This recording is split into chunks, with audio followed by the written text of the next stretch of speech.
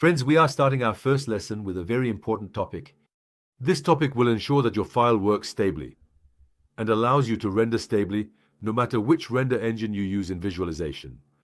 The first of these is, friends, working the file in group or in and companion form. If you don't know, you can check out the group and component working system on our YouTube channel. Now, why is this important? Friends, group and companion work is something that is at the core of all render engines. If you want to proceed efficiently from the very beginning to the end of the render, you need to know the group and component. If you start working with the group and component, there's no problem. If you receive a file from outside, you need to check for the presence of group and component. What are group and component? Friends, for those who don't know, I will make a very brief summary. Normally, when you draw models, friends, when you draw the model, when you draw any wall, any surface, it cannot remain free, like this. You need to select all of it and make it a component or a group. You need to know the distinction between them. If you leave a file like this, without knowing the distinction, it is not efficient for render engines, friends. Also, when you draw a model, it must be a group or component. When you do this, you need to enter it, select everything, and assign a texture from here. What happens if you don't assign a texture? Let's say all the models remained white. When you send it to Twinmotion and apply a concrete texture to a white wall, the entire work actually becomes a concrete texture. So imagine that the texture here is white. You assigned a texture to this in Twinmotion. What happened this time? The entire work became white. Or it became the texture you selected. Therefore, if the surfaces are different when you select any model, you need to paint them in different colors. Friends, this is the working logic of SketchUp, which is the working logic of 3D render engines. And it is a very important thing, friends. You need to do these things. After coloring and applying texture in this way, if there are models without Twinmotion, let's say the ivy model is not there. I placed an ivy model here. To enhance the effect, these small leaves are not present. There are larger leaves. That's why I place small leaves.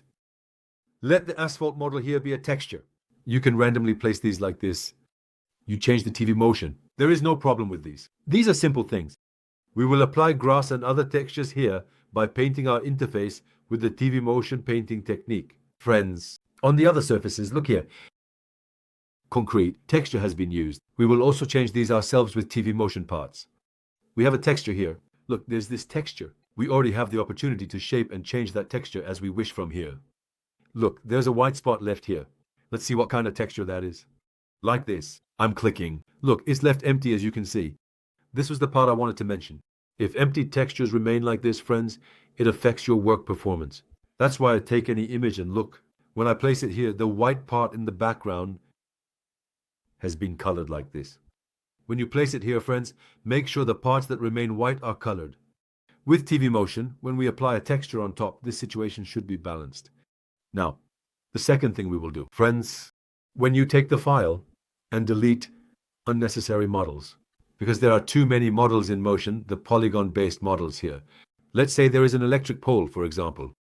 I had it here. I deleted it. Why? Because since motion already includes electric poles and external environmental elements, it's more logical for you to use these external elements from your render engines, friends, because you won't burden the work. After doing these, you go to the window model section, model info. From the static section, by saying perch units, you delete unnecessary remnants in the file. From the file section, you say save from file. After saving the file, our file now has the feature to be sent to motion. Look, with the name of my file, training set. Do not use letters like H, C, soft G in the file name, because in motion and render engines, these characters cause problems for you. You might think you have modeled the file very well, but when you send the file, it never reaches Twinmotion, or it doesn't reach D5 or a different render engine. It's entirely due to the characters in the file name and the English names you used in the textures here. I mean the Turkish names, friends. Even when using textures, instead of using wood, use S instead of X. I mean, it's wooden. For example, do this with C when you use a fence. When you use these here, it also causes problems in the render engine, even if your file is modeled very well. Due to this you can experience problems due to this tiny mistake. Since our file is ready, let's continue in our second lesson by looking at the Twinmotion interface. Twinmotion is really very simple, and with the new Twinmotion 2025 summaries, you can get very high quality renders. In this episode, friends, I will show you where and how to download Twinmotion, and there are some very fine points. I want to talk about them. You go to Google and type in ArmorMotion, then write Twinmotion download. From the section that appears, click on the top Download Twinmotion text. That's enough, friends. When you get here, friends, look, it says Download Launcher. There is a launcher. Just like Steam, Epic Games also has its own launcher, or starter menu. That's why I will show it. Now, let me translate it into Turkish. First you register, friends. Let's go step by step. From the very beginning, you register from the top right section. You register with your own email address. You have completed the registration. After completing the registration, you download the launcher from here, friends. After downloading the launcher, an interface like this from Epic Games will appear in front of you. After logging into this interface, friends, your name will appear at the bottom left. My name appears here as Usen, meaning Ufuksen. Here, there is a library, Twinmotion. There are some important sections like reality capture. You go to the Twinmotion section. Here, you can download either the 2024 or the 2025.1 premium version. If you say install from the version you selected, it will start installing Twinmotion to the directory you have chosen. Look, I am saying install, friends. You install it wherever you want to set it up. I am continuing with the latest version, the 2025.1 premium version for the lessons. The final version will be coming soon. This way, we will use 2025. There is an important part before using it. What is this part? Friends, in the system requirements section, our graphics card needs to have at least 6 GB of memory and be a card that resembles the ray tracing technology we call ray tracing. What does this mean? It means AMD. Graphics cards do not exhibit sufficient performance for Twinmotion, especially NVIDIA cards, friends. They show high performance in render engines like Twinmotion or Unlink, D5 or Escape. Therefore, when you are buying a graphics card or a laptop, make sure it is RTX. Let me explain this to you. Look, I wrote RTX 3060, one of the most efficient and cheapest cards on the market. They are RTX cards, friends. It's the 3060. 3060. Graphics cards are also found in laptops. It is referred to as RTX for ray tracing. The name ray tracing is also the name of the system we use for Twinmotion, friends. That's why this part is important. If you want to use Twinmotion, make sure your graphics card is an NVIDIA RTX. Friends, that's how it is. If you are building a PC, you should get Asus's lowest 3060 graphics card. It goes as 3060, 3070, 3080.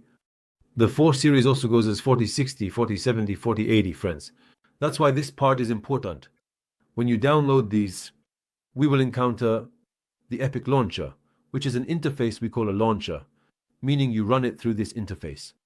You can download RL Engine from the Products section, Examples section, News section, and Library section here. The RL Engine is located here. If you want, Twinmotion is also available here, and our task is to run it through Twinmotion. As soon as we click Start, Twinmotion runs below. When we scroll down correctly, Twinmotion shows in which vehicles and sectors it operates. Friends, there are plugins here. From the Download Plugin page, you can download the plugin for whichever program it belongs to. If you are using SketchUp, you can also download SketchUp, Shichasapai. You can download it from here by clicking Download. If you are using 3D Max or different plugins, you can download the program from here. The plugins for Archicad and all other programs are here. They are available, friends. Friends, in this part, we will open Twinmotion and explore the interface and other important sections. Now I am starting Twinmotion by pressing the Start button. The startup of Twinmotion is somewhat related to the performance of your computer. Both the startup and the speed you use when importing content into the file are somewhat related to computer performance, friends. When you first open Twinmotion, you can see such projects on the main screen. These projects change every Friday. Friends, on Fridays there are some competitions organized by the Twinmotion official page by the official page. The results of these competitions are published here. I also had some projects. Later, the projects are updated every week by being published, friends. When we come to the bottom section, to the template section, you can see the projects done here. In other words, you can see the projects done by Twinmotion by the official page, a studio render, a render taken outside, There are some important parts like product renders. Friends, TV, motion, and Epic Game place great importance on the product renders section. Photographers now have the opportunity to place their products in the studio and take renders instead of taking photos one by one. From the sections above, you can switch to ArchiCAD, product renders, and other sections. New files are constantly being updated and added here. You have the chance to download and review these files. When you come to the learning section, the training series are available here in English, and in the section where they are added, you have the chance to download the plugin for whichever drawing program you are using and create a sector from there. What is a sector? If you are using the Chromsys ClickUp program, it refers to the changes made on the model you have created there. Here in Twinmotion, transferring immediately, friends, I'm closing this part. The Twinmotion screen is really very concise, friends. I want you to divide this into 3. We can see this as the left menu on the left, the object menu on the left, the interaction menu on the right, and the change menu at the bottom. It's very simple. I will explain it to you in a very simple way. You will be able to use Twinmotion professionally. Now, in the navigation part, friends, it's the same as how you navigate while playing a game. I can move forward with the VASD keys. Look, if the VASD keys are a body, like a human body, you can think of the right mouse button as the head of a human. Of course, there are those who know this. I am explaining it here in the most basic form for our friends who do not know. With V, you move forward with A. You go left. With D, you go right. With E, you go down. And with Q, you go up.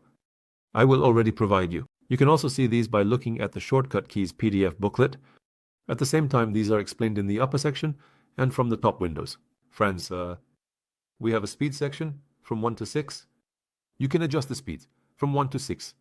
Currently, when I press 1, it's at a very slow turtle speed. When I press 2, it's at handheld camera speed. When I press 3, it's at human walking speed. At 4, it's at vehicle speed, meaning bicycle speed. And at 5, it moves faster. At 6, it moves very fast, at airplane speed. Friends, this is the situation. If you ask which is the ideal speed, you can turn by pressing speed number 3. Quickly, when you select the object, you perform this operation to rotate around the object. The object, you select with the left mouse button. You choose whichever object you want to select, and when you select it, look, a marker area like this appears around it, friends, no matter which object you select. I am selecting this object. Look, a marker with a colorful screen is rotating around it. And because the move command here is active, the cursor of the move command comes here. We can move this cursor to the desired place in the middle of this model with the left button of our mouse. There is an important feature in SketchUp Twinmotion. In Twinmotion, there is an automatic capture feature. For example, when you take this object and drop it here, it will automatically capture this part of the object. Friends, this is also an important topic. You don't have to bother rotating the object again. It's a nice feature. If you want to rotate, you can press the rotate button to turn it up or forward at certain angles. We will get to these parts anyway, friends. Right now, we have important information about the interface. We will see them. About the interface, the texture menu, the plant menu, the object menu, interior or exterior sections are here, friends. We will see all of these. The light menu, the HDR menu, I will show the HDR menu while explaining the ambience on the right side. Because with 2025, a change has come here. The dynamic sky and HDR section has arrived, currently dynamic. When you click on HDR, in the sky, the image turns into HDR. It becomes a more vibrant image, friends. We will see these as well. From the library section, the HDR Megascan part is Sketchfab. This Adobe Handler section is our material section, where character and human and animal characters are located. In this section, friends, there is a tools section, and we also have salts, with new features coming in the salts. I will show them. The face of it was my concern, but if there's a model I like, the one I love is 100 lira. By spending lira, as you can see here, you have the opportunity to use it. Look, the graphic topic here is the message. The graphic topic below, you have the opportunity to recall what you see. Or when I select the ship location here, I right-click. I did here, 150 lira. I add this, and from here, from my library again, since this is a personal library, I have added it to the personal library. By calling the objects here, I create an interaction here, friends. Yes, now, friends, we will start from the coating section. Doing coating, setting up coating is really very important. Here, Twinmotion has a very nice feature. I can show you how simple the interface is in this way, friends. Applying a coating to any model is very simple. You enter the material section on the left side, and select one of the coating types there.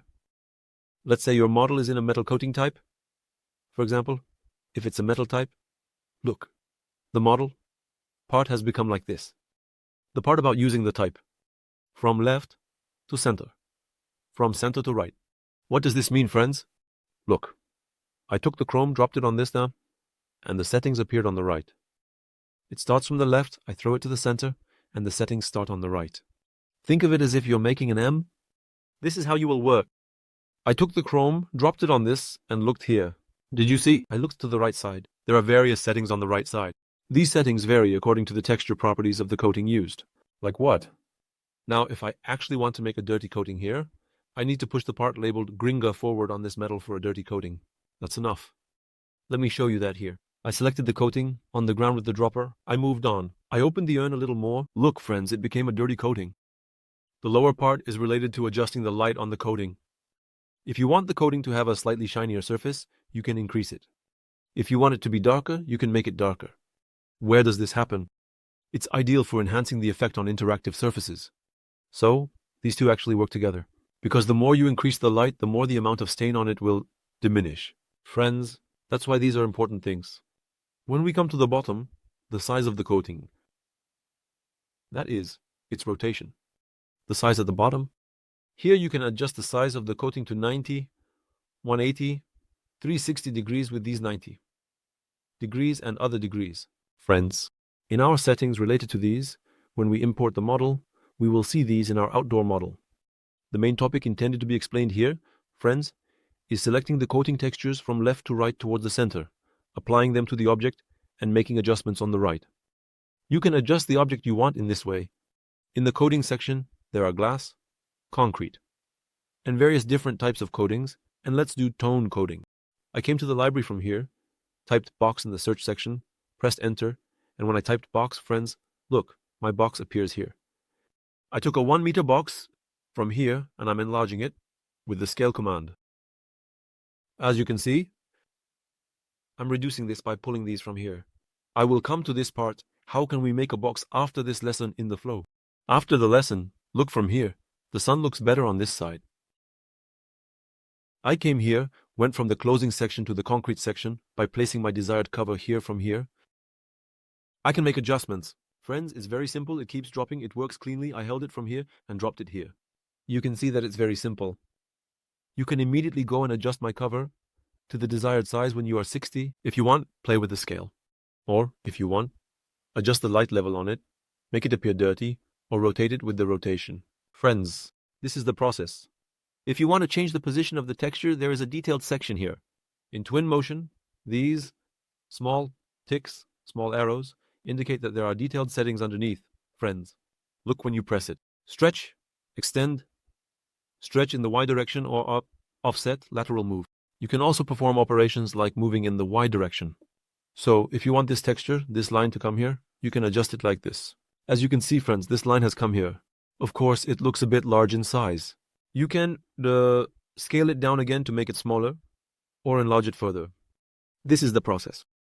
You can use all the textures and coatings here by applying them. Friends, we have many coatings in the coating section. These coatings actually allow us to engage in interactive works. There are really beautiful textures available, friends. I want to say something. Here, there is a render engine. And to use this engine, I mentioned it in previous lessons. I think I mentioned it in the first lesson. You need to use the menu, the library menu very well. Where and how is it used? When you know this, you will produce excellent work. This also requires time. So, in your free time, sit down and use the textures here to see what textures are available, what there is. Where are these trees? Where is the light? Where are the objects? Where are the interior models? Where are the exterior models? By tinkering around. You need to delve into the depths of the program. Friends, these are important topics. You even brought the models you liked here. Later, for example, by right-clicking and selecting Add to User Library, add it from the section I showed at the very beginning to here, and then avoid having to search for it. But you might find it's a very nice model. You might say, I can use this. Let it stay in the library. You can use it again by transferring it here.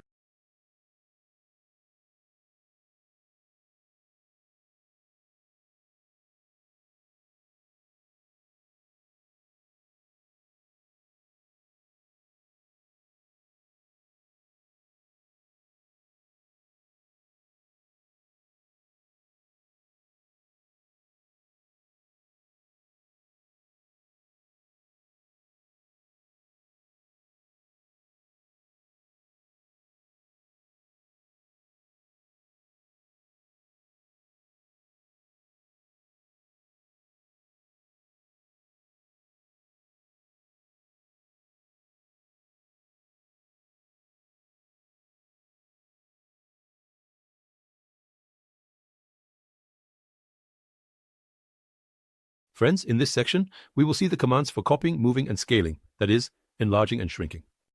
The topics here are really very simple and very enjoyable. For this, I type box into the search button on the left and press enter. In the box section, friends, my ready-made boxes appear. Look, there is a box that is 10 meters in size, 1 meter in size, and what we call a chamfer box. In the chamfer box, see how the edges come in a soft manner. Now, how do I know if I have selected any model? A colored line forms around it, see like this. I selected the model. Then I press the move button above. Friends, look, the object comes to the move button. There is an arrow condition at the end of the object. I can use this to move it upwards. I said Ctrl-Z. I have the ability to move it in the Y direction and X direction by holding it like this. Or by holding it. From the middle part, I can place the objects wherever I want like this. As you can see, it automatically holds some vertices, like this. As you can see, it holds it like this. Of course, you don't need to rotate it automatically. It captures the desired point itself, and you can leave it at the point you want. In the rotate section, the cursor changed. Look, you can immediately transfer it in the X direction, in the red direction, in the Z direction. Again, you have the ability to move it from here as well. You can perform both the rotation and the moving operation together with this, friends. Very simple. If you want, you came over the object. For example, if you want to rotate from this side without pressing anything, just when the cursor is blinking, it rotates 10 degrees when you set it to 10. You came to this side, and when you set it to 10, it rotates 10 degrees to this side. If you want to rotate in the desired direction, you can also enter the degree. You can perform the rotation operations, friends. As I said, very simple and very easy. Scaling operations are the same way. If you grab from the center and enlarge, the entire object enlarges. If you grab these cursors and shrink, the object starts to shrink in this way, or like this. As you can see, you have the chance to enlarge and shrink at any point you want. When you enlarge too much, the form of the object gets distorted, as with every object. Now, there are some copying techniques, friends. There are some copying techniques.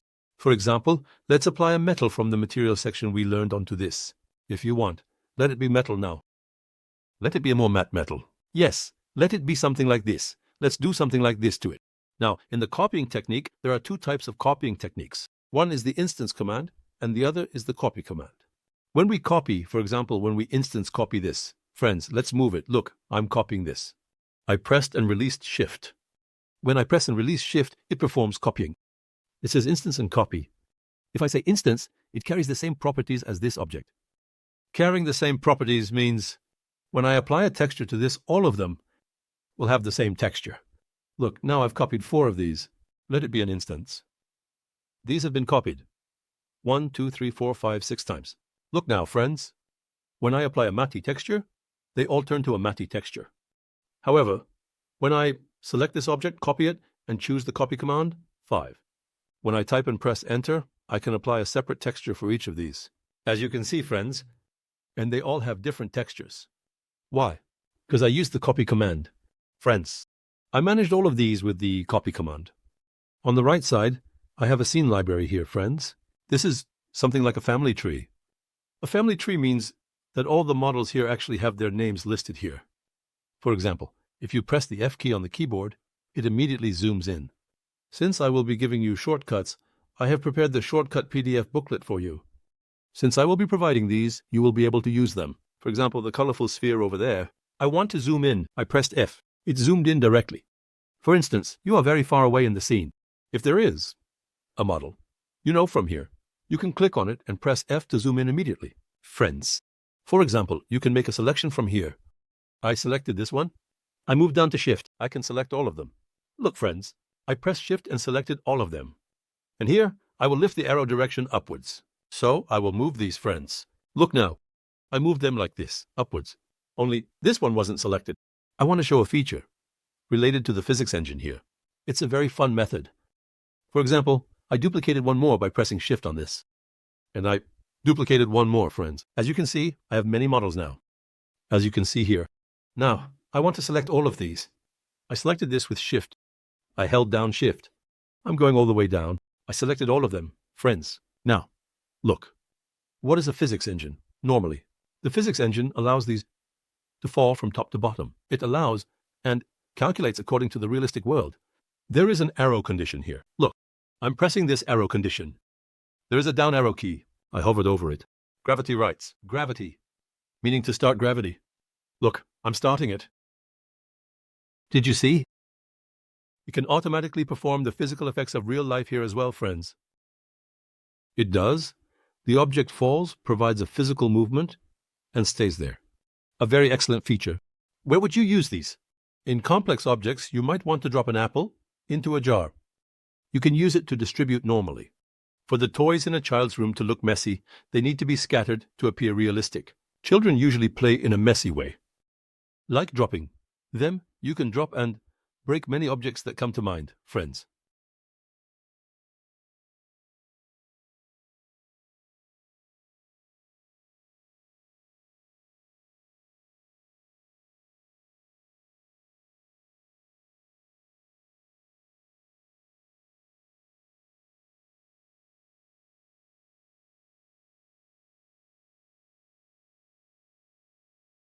Friends, in this episode, we will see the afforestation and planting section.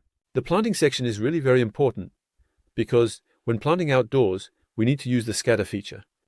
The scatter feature allows us to place an object or multiple objects here. It enables us to brush over with the tip of a brush. For example, you can drag and drop any tree here to add it. So, let this be your plot of land. You can place any tree you want on your land. However, working with such a style will be difficult for large plots. Therefore, friends, for this section, we need to use the part we call Populate below so that we can paint the land efficiently. When I click on the Populate section, I won't show each part here, one by one, friends, because you can download and use all the models here. I just want to show a tip here. Normally, look, if you see a tree with a downward arrow, it means they haven't been downloaded. It means they are newly added. To download any tree in Twinmotion, you press the arrow sign here. If you don't want to search, you press the heart sign. Friends, this is how the process works. Look, it downloaded. I took this and I placed it here. There will be a certain loading time, and it will place it here. This loading time happens once. It won't do it again another time. Look, friends, I took it, brought it, and placed it here. The tree came here. Look at the tree. Again, there is no loading time again. There is only one loading time. When you look to the right of each tree, it says age. Look carefully, meaning the age. You can make it either small or large. Friends, as you can see, this is a process, but since these are individual, we need to distribute them from the Populate section below. When you go to the Place section in the Populate part, there are various distribution features here. Friends, the paint method is one of the methods we will use the most. The tip of the brush is determined by the part here. Look, I can determine the tip of the brush like this. Friends, in this box here, it tells me to drop the parts of the tree you want to paint here. Now I came here, for example, from above, this one, and this one. I dropped them here, friends. Now they are on the tip of the brush. Look. Did you see? In this way, I can paint the terrain as I wish and quickly handle my tasks. One of the best summarized features of Twinmotion is this, friends. You can enlarge the terrain with the parts on the tip of the brush. You can paint in this way, and you have the chance to interact with each tree individually. For example, let's say I want to interact with the tree over here. I want to increase the age of the tree. Next to, in front of this tree here. Look, they all grew, friends. Did you see? I want to increase its density. When I increase its density, it proportionally reduces the number of the others, friends. It has its own ratio, and it reduces accordingly. And if it stays automatic here, if this tree is a summer tree, it stays automatic. If you want to make it an autumn or winter tree, you can proceed in this way. When you press here, you can also adjust the density of all the trees here, along with all of them. Look, there are two menus here. So, the sign of the square here indicates that there are two menus. You press one, the tree settings appear. The other one brings up different settings. From here, by selecting these again, you can create different types of trees in this way. For all of them, friends, look, as you can see, this is the process. We instantly created a forest in no time. As you can see, here, from the details section, you also have the chance to change the colors of the leaves. This is the situation, friends, as you can see. We have instantly created a reforestation system. Now let's move on to the second part. Friends, when I come to this Populate section in the chicken pet part, look, there is a pet section here. The pet section is quite useful, friends. Sorry, there is this skater section. The skater section is actually ideal for large areas. For example, let me show you like this. You took it. Look, I'm selecting all of them. Selecting this with control. Full skater selection. Friends, now I will transfer it here, but the entire area will be copied, friends. So let's do something. Let's do this too. Let's go to the startup brain, add simple yes, this.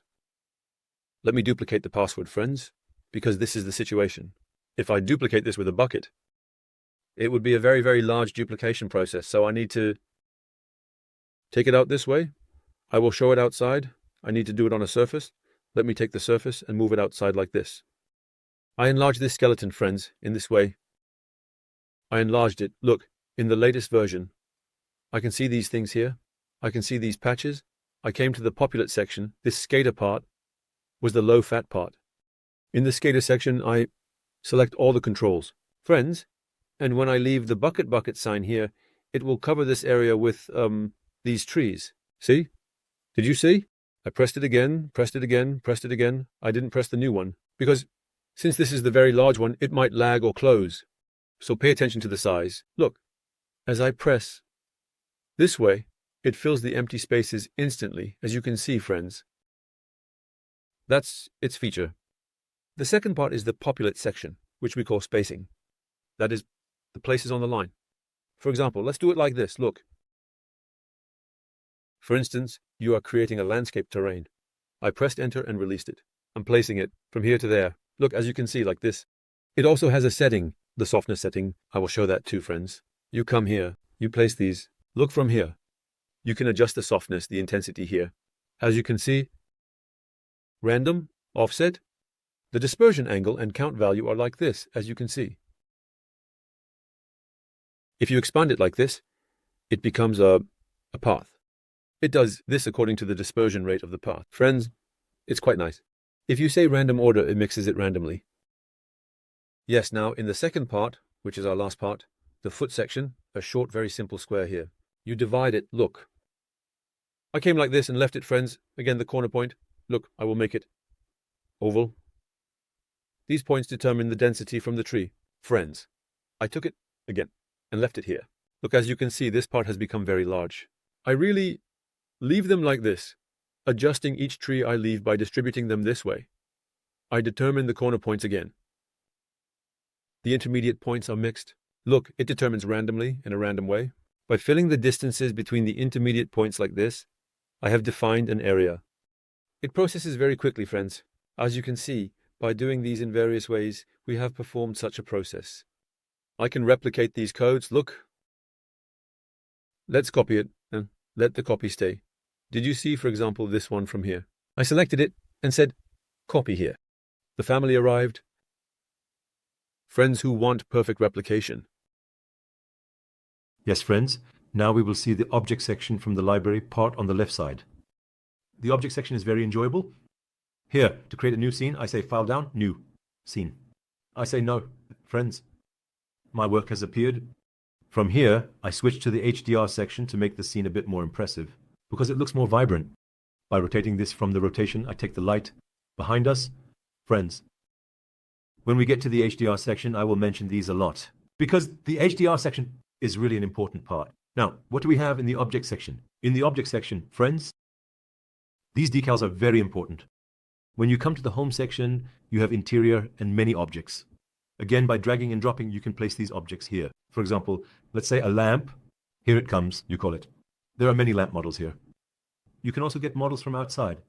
When you come to the import section, by pressing the plus tab of the import and saying, open, friends, you can get many models here. This is our lesson model. We will take this.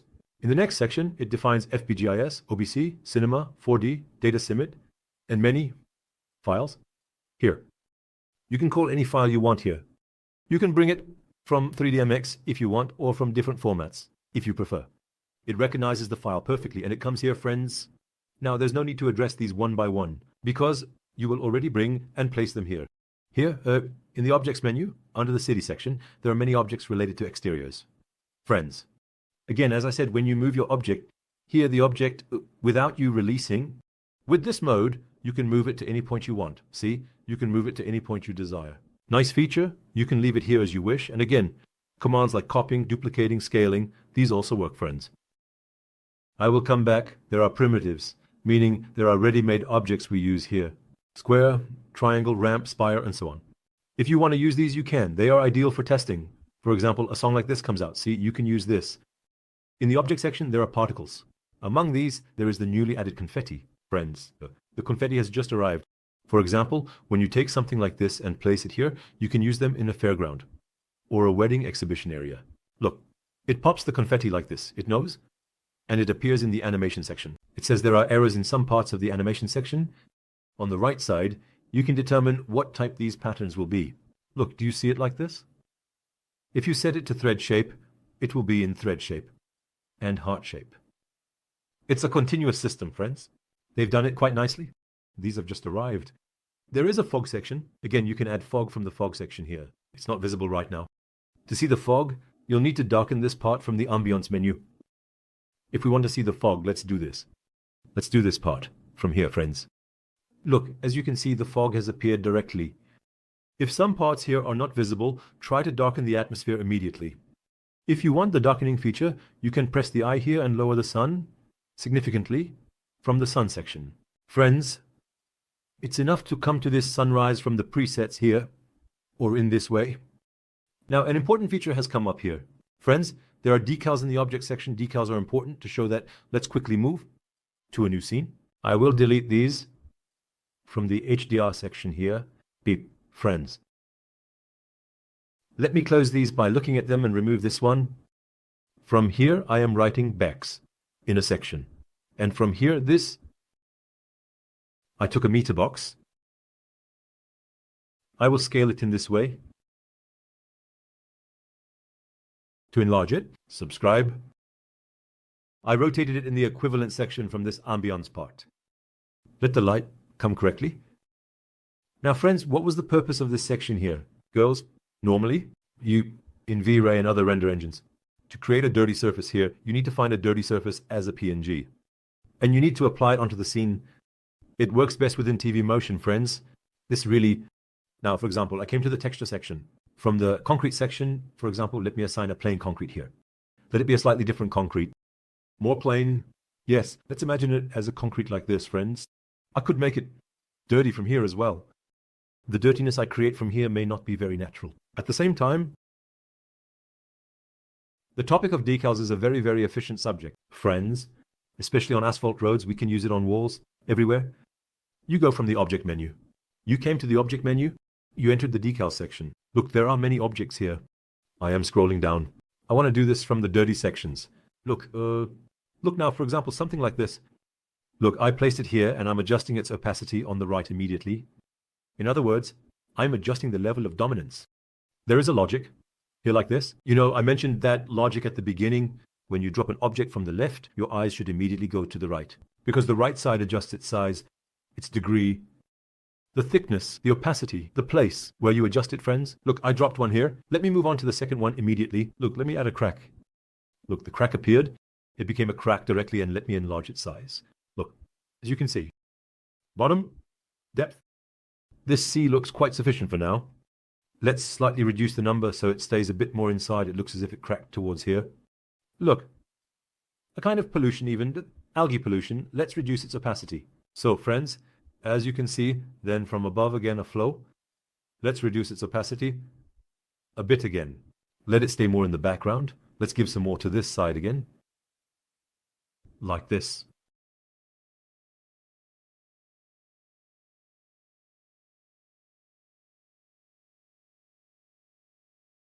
Let me adjust this again with the move button, as you can see, like this. If I want, I can duplicate it and place it to the side, like this. Again, then what could it be? I mean, we already have many events. Using these, we can adjust the wall's dirtiness and fragmentation in various ways. Look, we have performed operations in different ways. So normally my face was like this, friends, and it turned into this face. Of course, this is a bit exaggerated, but it's something very commonly used in game models. You can also use it outdoors. having everything perfect outdoors doesn't actually represent naturalness. In other words, having a slight dirtiness is one of the main summarized elements that allows us to achieve a natural and realistic appearance. Friends, that's why decluster is important. Use a decluster a lot. You will achieve great results. Look, there are patches here. As you can see, these are asphalt patches. Again, you can bring these to various places by offsetting them. As you can see, this is the process, friends. There are a lot of objects. There are a lot of materials. So, for example, you can use this in children's rooms, in playgrounds. There are graffiti. You can use different graffiti, colorful graffiti on the walls like this. So what else is there? Look, there's a different graffiti, a donut. On the ground. You can use something like this on city roads. As you can see, these are very diverse. The use of these varies according to the object you have created. Using a model, there is using this. Using this will not cause any lag in the scene. Because it's an image, friends, an image view. You can think of it as an image view that directly adheres to the object. Here are places for electric vehicles. Places for disabilities, object bus stops. Look, for example, how does it look here? It looks very thick and rough, doesn't it? Immediately, reduce the opacity like this. You can slightly reduce the base thickness. Content that looks like this, friends. As you can see, it's a very well-functioning system. Decals are like this, friends. Make sure to use them abundantly. On the roads, you can use sidewalks and pedestrian crossings like this. We saw the decals. The topic of water is not a very important issue, friends, but if you want to place a body of water, here you can adjust it with scale. Look, if you want to add a body of water, as if it's patched onto a part of a surface quickly, you can add it like this, friends. In this way, there are circular ones, and there are also castle-like ones. In the object section, we have doors. There are moving doors. In animation, there are animation styles that open when the door arrives. We have sounds. By adding sounds to a few places, for example, let's say people, you add the sound here. Let's say you add it here as well. Let's come and add it here, for example. Look.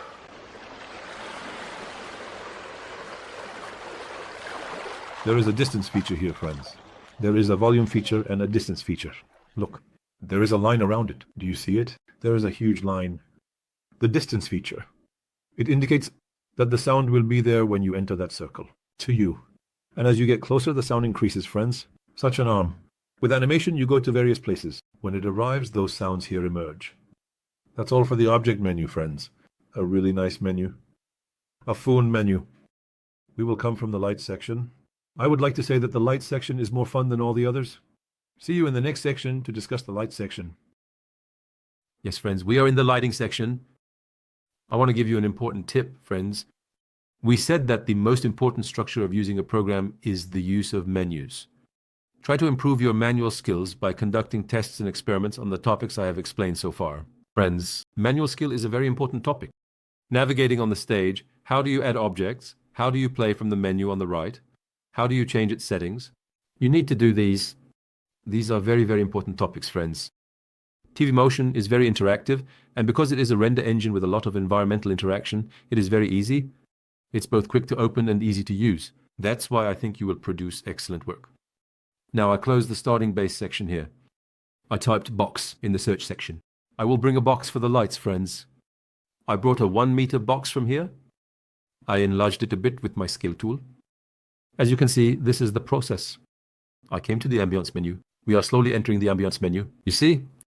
I set the sunset by changing it to sunrise from the default section. Why? Because I lowered the sun a bit to make the lights look better. Friends. Then I went to the library section. By clicking on the lights section from the library section, I came to spot an Omni Night. Omni Night is actually what we know. The circular light source that we always use in our homes is used as a circular light source. Friends.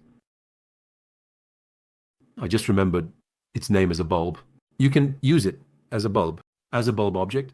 So you can use this as an object that provides soft light in places where the light is insufficient. As I always say, when you select the object, you can adjust its intensity value and where it will affect by looking to the right. From this section, you can also adjust the light operation and where it will affect. From the bottom section, you can adjust the color of the light in this way both. You can pull it towards both dark and light. Values around 4500, 5500, 6500 are ideal light values for us. When you go below that, you get a darker color. And when you go above, you get an even darker color. When you come to the shadow section, if you want to reveal the shadows of objects that are hit by light, you can enable it here to reveal the shadows of the materials. Let me enlarge this a bit more. Look, the shadows of the materials appear from here. When you turn it off, this also turns off. This is the process, friends. I deleted this. A spotlight is a very simple light source. Let me bring it over here. I placed it here. Look. The spotlight, in addition to the other, has a cone angle, meaning its own spread angle. You can adjust it like this, see? From here, you can also increase or decrease it to expand the area of effect. From the internet section, if you want, by clicking on it, you can change the light intensity by writing 50 or 100. Again, from here, you have the chance to change its color. From the shadow section, you can enable the shadow, friends. In the shadow section, the object's shadow is not visible. Why is that? Because it needs to come from above the object. Right. That's why it's not visible. There is a nice feature in this. There is a fog effect we call hazy. When you enable hazy, friends, look, it gives a slight fog, especially necessary for street lights. Process. Look, you can also adjust the hazy settings from here. You can turn it on and off. I'm deleting this as well.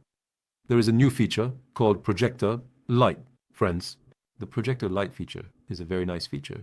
Let's lift it up like this. What does this do? This is a feature that allows you to display videos by uploading them here, whether in workspaces, outdoor areas, or presentation venues. Friends, you can upload any video here. Let's do it like this. It says no signal. There is a setting for this, friends. Let's reduce it from here like this. Like this. The video image you have uploaded here, the one you have dropped here. For example, let me select this, friends. Look. You are transferring a drawing of a model I made in SketchUp, here as a video. And the video you have transferred here provides lighting in a way that suits your needs in interior spaces or stand models. Friends. Of course, there's something like this here. If you make the sunlight normal HDR and too much light falls here, a problem occurs because you can't see it. Normally, just like how daylight isn't visible when too much enters through projection lights. The same situation applies here, friends. Make sure to pay attention, keeping the light low. Subscribe. In other parts, we have our neon light. Neon light is again our linear light source. Look, it becomes apparent from here. It might not be very clear from here, but I'm bringing it to the very bottom. A light source you will use in corner and edge areas, friends. The same settings are available here again. I won't show each light one by one. Since they all have the same settings, this is a plus and minus topic for us. Because it can't be having the settings is a positive thing for us. When we take all the lights, we can apply the same settings to them. There is an important light source here, square light source. What is a square light source? Friends, I will show it. The square light source is actually a supportive light source. Look, normally the direction part is like this, meaning the direction part is like this. You can use it as a support wherever you want. Like what? For example, from here. Imagine this is a window, indoors, an inward light towards the inside. So let's say this is a window. You bring this right in front of the window. You adjust it from here to set the window size. Let's say 200. Let's also make this 200. Let's imagine this is a window from here. As you can see, imagine you are giving light from here into a 200 window. So the inside of the castle is a room, and this is the window. Imagine you are giving light into the window, friends. You can use it as a supportive light like this. The other decorative lights we call IEs are at the base of the walls. They are used to create various effects. Normally, when you place the light, it comes up at 300 lumens in Twinmotion. That's a bit much. Around 50 and 30 lumens, friends. It's ideal for seeing the type and value of the light. Yes, now friends, in this episode we will see the HDR section. The item section here is connected to our memory, which is linked to the tasks in Skype. Normally, when we arrive at the items, we enter in this way regarding the items. Sky, meaning just the sky, includes 4 parts. Indoor, outdoor, and studio render. Friends, in order for us To see the items, we need to move to the items section, and when we move to the items section, we can upload files related to the items here. So, in this way, I can apply HDR to the object I selected here according to my scene. If this is a studio scene and you want to take a studio render, you can upload it here. From the studio section, if it's an interior, then interior. If it's an exterior, then exterior. Look, there are some HDRs that I downloaded for the exterior. I have pressed the heart icon on these. So, I have added them to favorites. I press the heart icon here. Here they are. For example, I grab this and drag it from here to... I drop it into the box, friends. Look, the HDR has appeared in the background. After setting the HDR to the necessary adjustment from the rotation section, I increase the intensity to bring the light to full saturation. This is the process. Now, every HDR you use and create here changes the reflection and light falling on your object. It can make it matte, increase the contrast, or make it soft. That's why, by using multiple objects and HDR, look how it changed with the background. Friends, along with the background, the light and its power have changed. The use of HDR is a very important topic. Regarding HDR, look at this section here. In the outdoor section, there are many HDRs. You can use them. To import HDR from outside, you press these three dots here. You select your HDRs from the open section. If you ask where to download HDR, friends, in the download section of HDR, the most used site is hdrhavan.com. Let's go to HDR Havan. Look, it's referred to as Polyhavan, HDR Havan. Here's it. When you come to the HDRs section of polyhavan.com, there are many HDRs. Look, when I click on the outdoor section here, they have categorized them. Natural light, nature, a little more open air, dark air, many, high contrasts, sunrise, sunset, meaning there are many objects. Look at the night renders. There are HDRs you can use for night renders. Here is the important point for you, friends. Look, there is a sphere under the images. This sphere, after the light falls, the light's effect on the object, so they don't place these spheres for nothing. Look, when you use these pairs, you can see this effect in your scene by looking at the effect on the spheres. If you use these pairs, you will see the effect here. That's why they are effective and important topics. If I use such an effect outdoors, I will capture the image falling on these objects. If I use this, it will reflect on metal as metal and on objects as reflections. I will get this effect on objects. On matte surfaces, I will also get this effect on these glasses. Friends, the use of HDR is important. As I said, every HDR, like the ones here, creates a softer, more closed light mode in closed HDRs. That's why it's important to use multiple HDRs. You need to adjust the effect to your liking by rotating the intensity and rotation sections in Twinmotion here. Sometimes questions come up. You ask questions. You say that the background image is too large. We can't shrink it. In HDRs, you cannot shrink the image, friends. You can only rotate it according to the necessary settings from the rotation. For example, according to my model, this setting, maybe the background setting is suitable.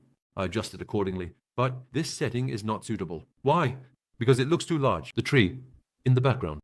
The size of the tree and this object actually disrupts the ratio and proportion. That's why when you bring it, for example, look, this won't work either. So you need to adjust it this way. The best setting is like this, as you can see, friends. So in terms of ratio and proportion, the best setting is like this. And from here, you have the chance to download and use many HDRs. As I said, HDR is an important part. Dynamic Sky, on the other hand, is a different part. I will show it shortly. We make different settings in Dynamic Sky as well. So Dynamic Sky is this. Think of it as Twinmotion's own sun settings, friends. In the next lesson, we will see Dynamic Sky. Yes, friends, the Dynamic Sky section is the part where you adjust settings within Twinmotion without using an HDR file, not dependent on HDR. Look, there are sun settings. It says certain hours of the day, time of day. Here, you can also change the direction of the sun. Here, you make a determination based on the time. In the part where the Dynamic Sky is, look, there are some presets at the top. There are certain times of the day, friends. Look, it says sunrise. It changes suddenly. Look, it's sunnier. They have set it as rainy, foggy, Mars surface. Moon surface, like this. You come from the default section. You can add the part you like here. For example, when you take this rainy weather and add it here, look, it brings it here actively, friends. If you want to switch to the default section, you can do so again. Let's close this regarding it. The setting related to the sun is in this chest icon, friends. Look at this eye icon. When you press the eye icon and come to the sun icon, you can set it this way at certain times of the day. It's a nice method, friends. The same setting is also here. So if you want to go from here, you can go from here as well. Now, in the sky section, there is the turbidity part. This actually tries to highlight the slight mist and pollution, thus those dust particles presented in our world. I would like you to look at the background. Look at this part, friends. Do you see it? It's a part that shows the pollution in cities slightly. You can also adjust its value from here. If you adjust this, you make it very small. It becomes a dust particle approaching you. Where would you use this? In cities and outdoor areas on crowded streets. When you use this, you get a nice realistic image. Friends, in the cloud section, there are 2D and volumetric parts. The 2D part is the 2D we are currently using, meaning, look, I will adjust this. Do you see how it looks mate?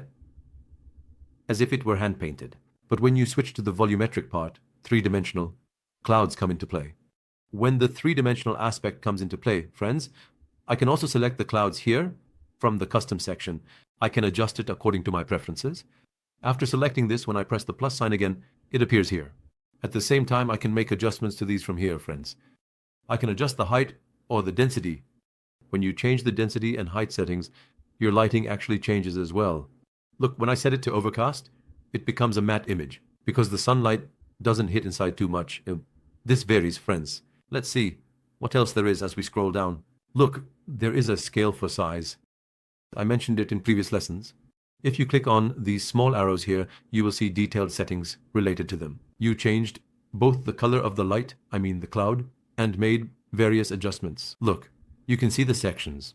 These are important. Play with them and try to constantly change the effect. There is a weather section. In the weather section, there are new features introduced in 2025. One of these is the rain effect, the snow effect, and the change effect on the plants below, friends. The rain effect is very easy. When you bring it towards the center, the rain section appears. In the rain section, you handle the task of the rain droplets, which we call puddles, from this detailed part. Look, you came here, and it tells you puddle. When you increase these, you can see the effect of the rain droplets and the puddles on the ground. From here, you can make them larger and wider, allowing them to spread. Again, you can automatically change its position. Right away, friends. Very simple and very easy. When you go down, there's fog, the fog section. And as you can see, it casts a fog in the background. And if you adjust the high section, you can make the fog spread and disperse towards you, meaning it can spread and disperse a lot on the screen. This is how the process works. You can change the color of the fog from here. In the horizon section, there's something like the background image part. Friends, let me show you that as well. Let's close the fog a bit like this. Look, when I say enable, let's remove this in the background. Look, a picture has appeared in the background. As you can see, friends. Here, look, you can rotate this again. When you click on the city section, there are various images. When you use them, if you want to close the background like this, you can cover the distant parts in this way.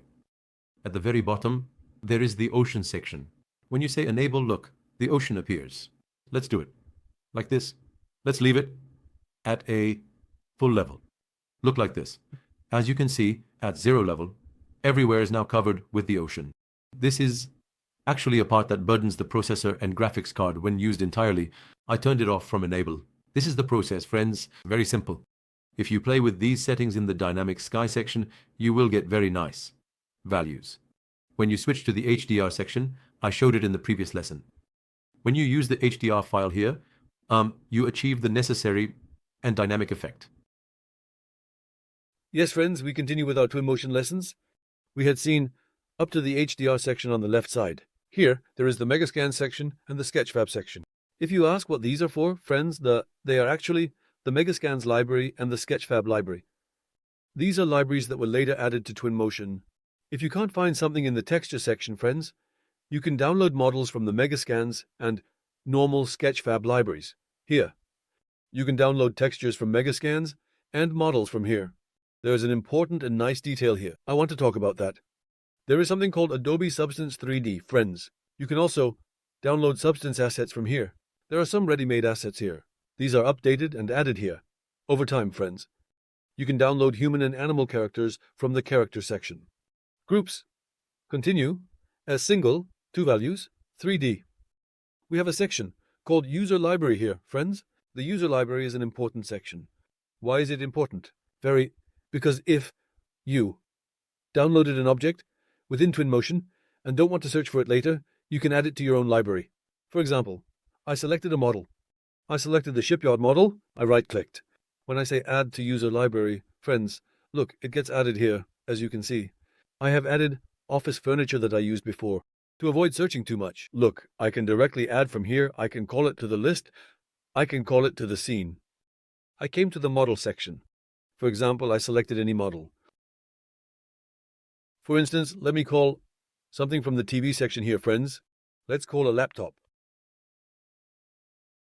If you don't want to search for the models you use the most, like a phone for example, you right-click and say Add to User Library or Friends, and it goes to the library. Look, it appears here, just like this. This is a nice feature, a useful feature. It's one of the features I always use, friends. Whatever project you are using, it saves this within that project, even if you don't work on an empty one. It brings the objects you have saved in your own library here. Quite nice, quite high quality. You don't have to worry about searching for the model, one by one doing this or that. But there's also a situation like this.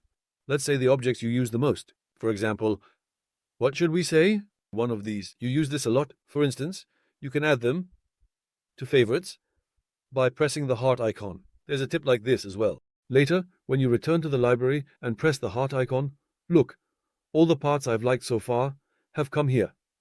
As you can see, friends. Whether it's the Sketchfab or Megascans library, whether it's a texture or a material, it applies to all. If you write something in the search section, it won't show up right now. Why? Because this section won't appear unless you remove the heart button here, friends, because there's something users tend to forget. They don't remove the heart button here. That's why the list doesn't show up, because they don't remove it. This situation is very simple and very easy. Now we will slowly move on to the visualization part, that is the transfer part of our building. And the visualization part, friends, because there were some important parts, we saw them. And there were parts we didn't see. In the media section below, we will see them here, friends. Because there are indeed some important parameters in the media section. We can also test an experience by downloading a sample model from them. Yes, friends, now it's time to import our model. After importing the model, we will see many events on the model while working on it. If you want to open a new page, you can do so by selecting New Scene from File. You can remove the starting base part in my scene here by clicking on the eye. And I go to the import section below, click on the plus sign, and from the open section, I navigate to the desktop. I open my training set file from the training sets. I don't touch this part here at all. I click import, and I wait for the model to load, friends, during this waiting time, depending on the capacity of your model. See, since the origin point of the model is here, it has gone far, I immediately go and approach the model. Friends, from the right side here, I select the training set file from the training set section and look at the Move tab here. Look, I am checking where the Move tab is. The Move tab is here, see? Since the origin point of the model is not adjusted according to the model itself, it has remained here. If you can't find it, look around. It might be a bit further away. I am lifting the model upwards like this. I lifted it a bit above the ground, friends, and my model has come like this. As you can see, I can make adjustments on it as I wish. I can do it the way I want. Hold on to the terrain. From other topics to placing vehicles, we already have many objects within Twinmotion. Transferring the file is very simple, friends. My recommendation to you, friends, is both in scene movements and in terms of texturing. Doing a lot of work here. What does it mean to do work? For example, I came to the concrete section from the texturing part here. Friends, I have a concrete texture. I placed it here. As you can see, look, I placed it here, or I took it and placed it here.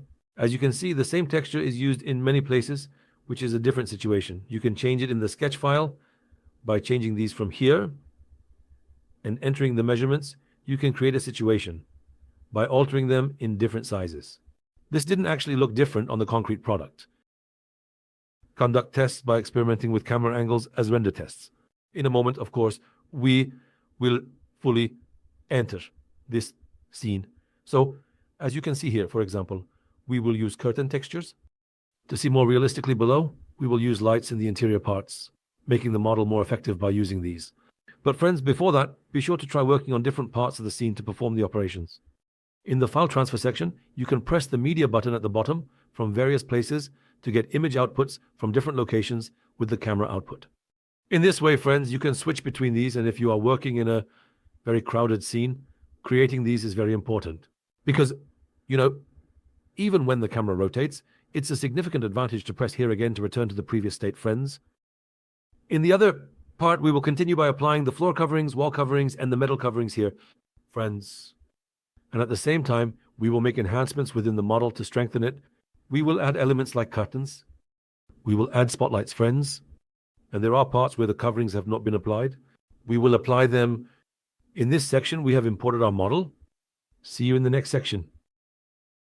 Yes, friends, we continue from where we left off. We had imported our model. Now we will continue by looking at the visualization elements. I want to give a hint below. Look here, the black screen, friends, this black screen and number in the import window. Let's say when you press import, it goes away, or you are in the media window, you want to work in full screen, you finished your work, this window you pressed closes, friends. It's an ideal situation for working in full screen. Now, in our ambience menu, we had our dynamic sky and tasks. We will take different renders from both, friends, because the effect given by dynamic sky is different from the effect given by HDR.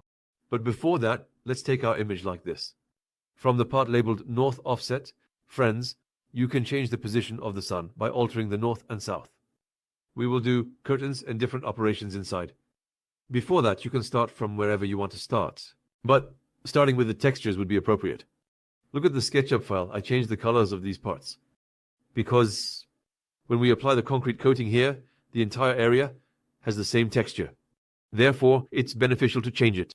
Now, regarding coating and texture, if you want to change these textures, we mentioned before that we can download them from both the material section and the Megascan library. Friends, for example, I came to the surface section. Let's look at the parts I lost here. Look, here is different concrete. The coatings are available. If you want to make concrete, you perform this operation by dragging and dropping it like this. Friends, you can choose whichever looks good to your eye, whichever textures are compatible. Look, like this, aged. It looks like an old building structure, like a moldy structure. This looks a bit different.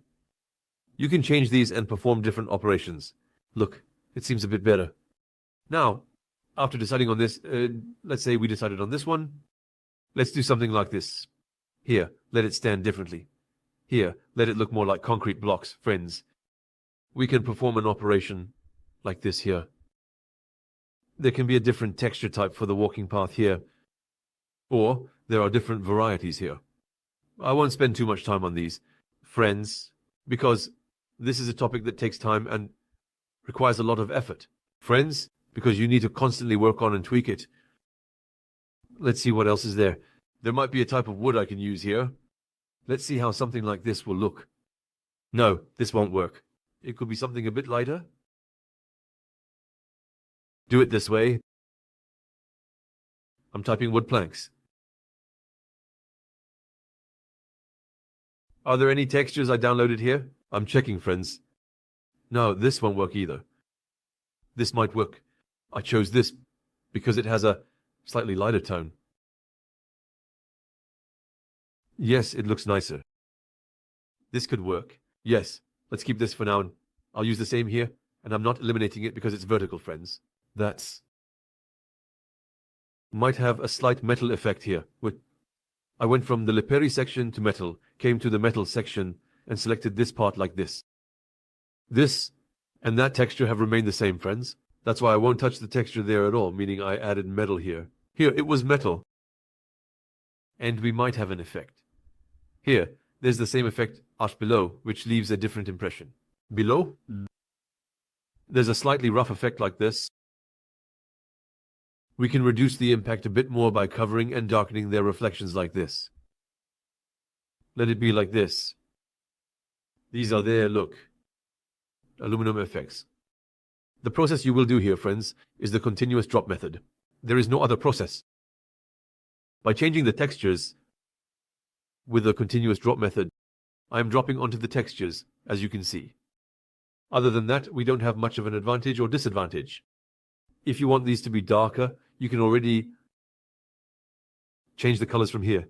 Look, the color changes. Now, from here, you can do this with the colors named Look Here.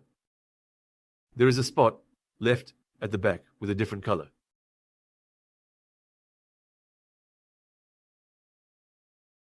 It could be like this. Diving livers, for example, when you select any coating, you can take this coating and drop it onto that. Friends, it will give the same effect there. It's enough to activate it. I actually wanted it dark here. This part has remained lighter. What can we use there? Could it be a slightly wavy effect? I looked at it like this. No, these won't look good either. There was galvanized. It says a bit more silver. It could be a bit darker. Yes, we went a bit darker like this, slightly a darker color underneath the system. Yes, look, it has changed here. Yes, such a dark color actually combines the contrast between this and it unites them, friends. Let's take a look. Press the render button, see how it looks. I can say it doesn't look bad at the moment. Of course, we will embellish it further. While doing these, we first started with the building. Since we are continuing in a certain way, let this section have the effects of the building. Friends, yes. Now there's something like this. For example, here we need to break the monotony. Look, there is a lot of concrete effect.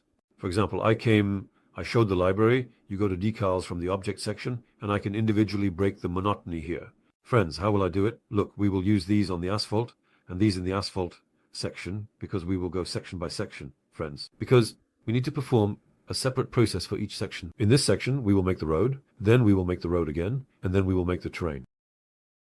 We need to proceed by doing each one individually. They have very nice summaries of TV, motion. We will provide a better view by covering the terrain with trees. Now, look, there are some situations here. For example, let's say there is a situation like this. Now, the dominance of this might be too much in this way, but when you come to the right side, you can reduce the opacity to decrease its dominance a bit. Or you came like this and left it this way. Look, it looks very large, like this. And reducing its opacity will create a nice effect like this. Of course, doing this everywhere, how beneficial is it? Now, there is something like this. For example, let me use a crack like this here, as if it's a descending crack. Of course, in new buildings, you might not use this. But since I need to explain how to strengthen the effect further, I need to show these. Whether you do it or not is up to you. In a different situation, for example, something like this might also happen. You selected this texture with the dropper tool. We had our pollution tool. Look, random pollution tool. You can also use it, but there's no need to find this too much. Friends, the decoys here already provide the necessary effect. This is not very nice. Here, maintenance, various situations are in question. If you think about that passive a bit, you'll achieve a nicer effect. Let's do this depth.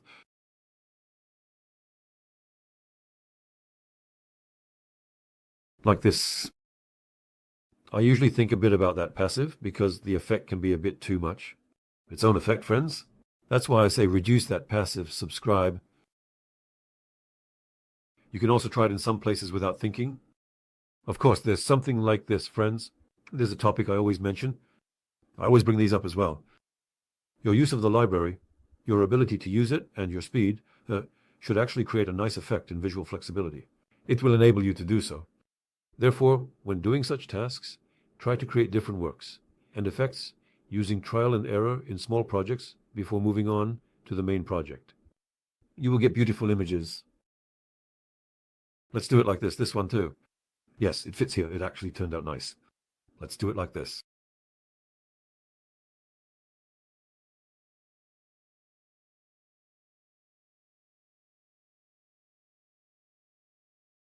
It looks a bit neglected, but I think it will leave a nice effect for our realism.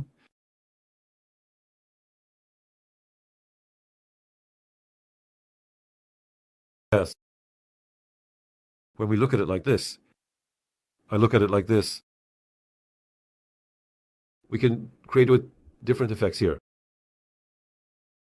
This is somewhat a personal matter. You know, it's a matter of whether you use it or not, friends. If you want, you don't have to use it.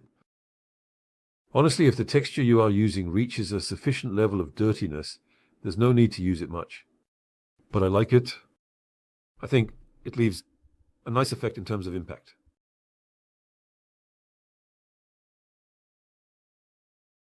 I did it like this and left it, friends. As you can see, like this. There are also these in terms of texture. Look, here. There are stains like this, for example. Look, I left it here. You can think of this stain as if a stain remained after the rain by reducing its opacity, like a stain from below. Or you can, for example, leave these at this corner point and progress them as parts accumulated at the corner point. This could be like this.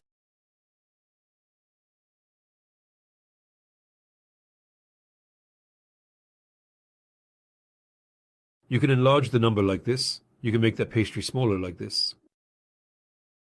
You can create very nice effects here.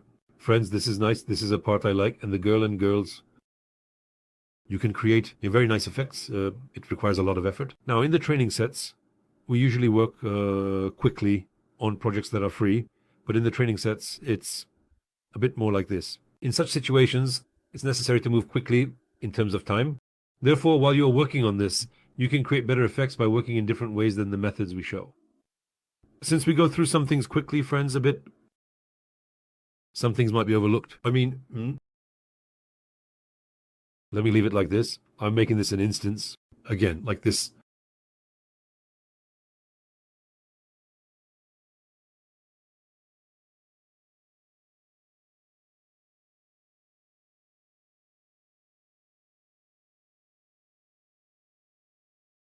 I left it like this.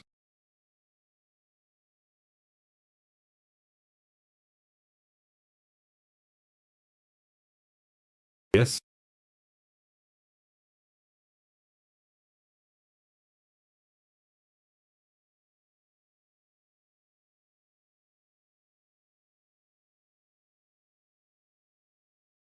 Let it be a bit more here.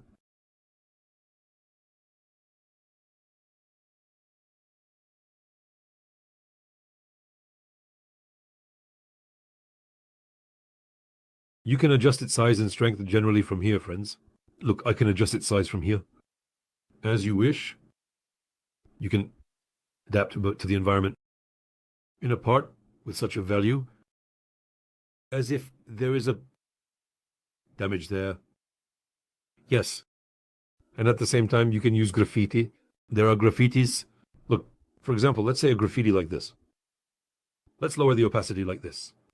It will leave a different effect. Here, it could be a donut graffiti like this. Let's lower the opacity like this. The donut doesn't seem to fit here. Let's delete this. It could have an effect as if there is a hidden camera like this. Like this.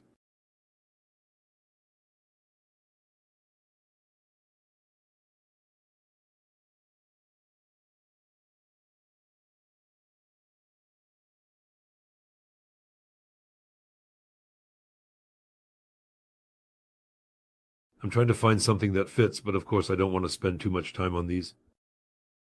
For example, an area where children can play. Imagine an area like this. Think of it as such an area. You can lower the opacity again.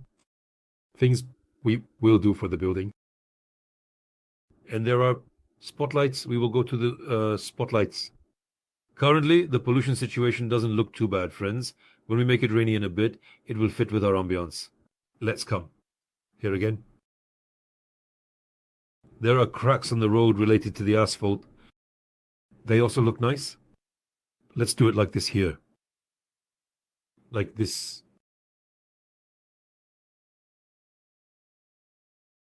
We can leave very nice meats. Here.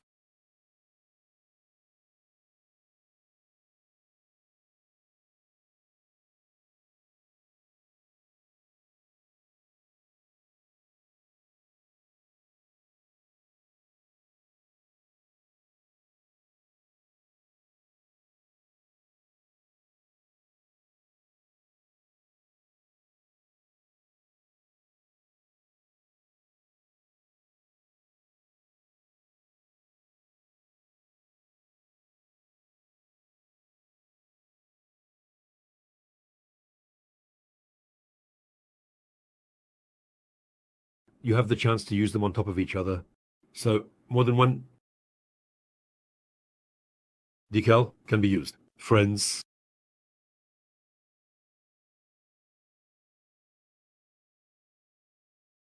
when we look at it like this, when we render it, there will be such an effect. Of course, we will also add curtains and other elements inside. Friends, let's add them as well. It will look nice.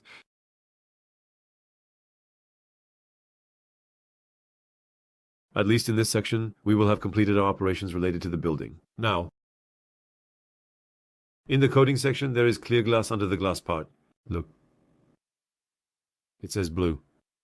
If you want it slightly blue, this could be an option. If you want the image to be a bit more bluish of the glass, let's do it like this, look. If you want it to be like this, a bit darker, it will be nice in terms of light and dark contrast. I had skipped over here, but this came up. This opacity part was reduced a bit. Something like that happened. Anyway, let it stay. Here, from the sketch section, I had downloaded a coating. This will do the job for us. Friends, let's do it this way. I will show you one. I won't take much of your time. You can also download this curtain covering or curtain model one by one like this. Look, after downloading the curtain, bring it here at 90 degrees. Here, friends, like this. Bring it like this and press it right to the bottom. And bring its texture like this. Make sure they are all instances. It's important that they are instances because it won't lag when they are. After coming here, go to the library. From the material section, go to the fabric section here. Here, any covering, for example, this one could work. Let's try one to see how it looks. Yes, it looks quite nice. Look, when viewed like this, let's also take a look from the outside.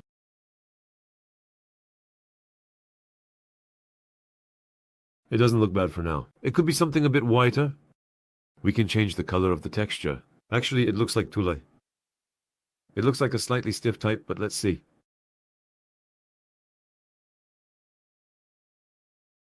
I mean, this is nice for now. Let's take it with the dropper, change it, and see how it looks. We can adjust these settings. Yes. Let's make it spread a bit more like this. It says effect follow. Look, let's increase the intensity from here, a bit more like this. There's the color part. Look, I'm opening it a bit more towards white. This is called tint. Let it be more like a white tulle curtain inside, because we will add a bit more light, friends. I want that light to be visible. That's why I opened it a bit more. This is the process. It looks nice for now. I will now place these one by one. I don't want to take too much time here. Later, in the rendering part, by wrapping a light slightly around these inner parts, we will create a nicer effect. Let's come here for a moment. For example, let's go to take picture frame from here. 3. Let's save this from the pad. Friends, I say save. Let's call it training file. Be careful to use Turkish characters. Do not use Turkish characters in both SketchUp file and Twinmotion file. Friends, what happened? Did I close this? Yes? Let's say open region file. Let's open it. Once again, Turkish characters cause problems. Friends, so be careful not to use Turkish characters. When you come to the media section, you can output from this with the plus icon. We are currently in the ambience section. Look, I am in the ambience menu. When I go to pairs, this is the kind of image I get. Let's take one. Let's see. This diagnosis of this one. Let's do it like this, friends. Look, this is the process. When you press the increase button inside this, you can adjust both with HDR and in the normal section with ambience. When you come to dynamic sky from here, it appears like this. You say update this. You can switch between the HDR and ambience menu both here and here in this way. Of course, we will completely change these, friends. We will completely change the asphalt, the effect, and the HDR here. I did these just to show the change. All the settings you have made here are done. They are saved, friends. You can render them from any angle you want later. Yes, friends, in this episode, I added curtains and a few vines, and to enhance the effect, I included elements like pollution and breakage. By adding to these parts, I increased the ambience a bit more. You should also do it on this model, as I have shown. In order to get used to it, you need to add and remove in various ways. Friends, as I mentioned in the first lesson, divide the model into three while working on it. One is the building, one is the land. The second is the asphalt road, friends. I think we have finished our building. After finishing the building well, we will finally affect the lights. Inside part, we will use rectangle light. We will use spots over there. So in different ways, lights reflecting upwards from the wall. We will use lights. We will use them abundantly, but we will keep the values low, friends. So these are important things. Now let's move on to the landscaping part. In the landscaping part, we will do something like this. Friends, I am reducing the water again. Normally, in the landscaping part, you go to this Megaset library. Let's write grass in the surface section and apply a texture to the lower part. It's sufficient, friends. Let's say without texture. Let's see our thick texture. It doesn't look bad. If you want, you can also try these different textures. Look, it looks a bit nicer, friends. Now, there's the UV map issue. Look, there's a break here. Do you see it? I think I explained that before. You hold this part to a different working style, bring it to the working UV, then to the square part, and you come to the cubic part. You left it here. You wait. The textures need to settle, friends. Look, the textures, was this the one we chose? Let it not be this one, see? The texture sits on top of this, so we can adopt this as defining the surface. After doing this here, the task I need to do is very simple, friends. I just come to the library, go to the bitmapping section, then to the king section, and finally to the popularity section below. If you want to paint the whole thing, you can paint it with grass. I will paint up to the ground, because the visible part, the trees, I think will be visible up to here. Painting up to here is enough, friends, because painting too much, since it is three-dimensional, will strain the work, friends. Look, this is my painting window. I can reduce the tip of this brush from the diameter section here. An ideal value could be 200 like this. Then look at these grass textures here and throw them all in there. We will paint them here. Let's do a trial. Do you see? This is the process, friends. In this way, if you want different plants to appear in different areas, look, it just appeared. With this kind of painting, we can quickly paint this area. There are various methods for this. We will paint differently in the tree section, friends. We will make some variations on the tree. For example, if you throw something like this in between, look, did you see? Wheat grains in between like this. This area looks a bit more like a wild environment. You can reduce its intensity. You can also reduce it for yourself. If you want it to come without being too noticeable, it works that way. The texture underneath also resembles our texture. Look, sometimes there might be overflow in these parts. We will clean up those overflows, friends, in a little while. Like this. You paint from the very bottom parts. Let's do it like this from here. There's no need to paint too much. Let's finish. Where this building ends, friends. Like this. Let it come through the ivy like this. Look, there's an excess here. We will clean those up, friends. Look, when we do it like this. Let's take a render with some dents and light fixtures inside. Look, it looks very nice, as you can see. You can adjust their size and size. Friends, it's turning out very well. Let me close this from here. I will come back to this side again. Let's define an area here again. Let's adjust its size like this, friends. Let's paint it a bit quickly. Look, you can paint it instantly in a very short time. When you move towards the sides, reduce the tip of the brush, friends. For example, when you come here, so let's set it to 150 towards the sides. The tip of the brush. For example, I came here. It's ideal for the tip of the brush to be small, to paint the edges better. If you make a slight line like this, here, in this way, the painting process happens immediately. Friends, let's look at the edges like this. This triangular part of the triangle shows us where the painting is. It shows how much area you have painted. Look, I have painted an area like this. This is sufficient. Look, something happened here. Look, here. We have something here. Let's reduce the tone I erased even more. Let's make the tip of the brush 50. Look here, in this way. Like this. I brought it. Subscribe. If we paint these edges, it will look nicer. Friends, I'm painting the very edges, like the bases of the branches, so there's no gap, so it doesn't show, like this. Yes.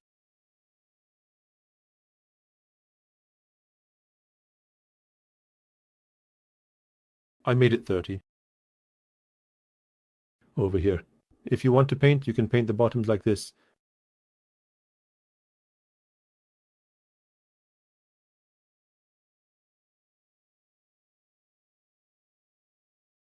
Again. And then the stone parts need a wiping process. Friends, look, we have painted here. Painted in two ways. That's why I'm removing these. There's also here, look, come to the concrete. When we wipe it a little like this, it will be fixed, friends.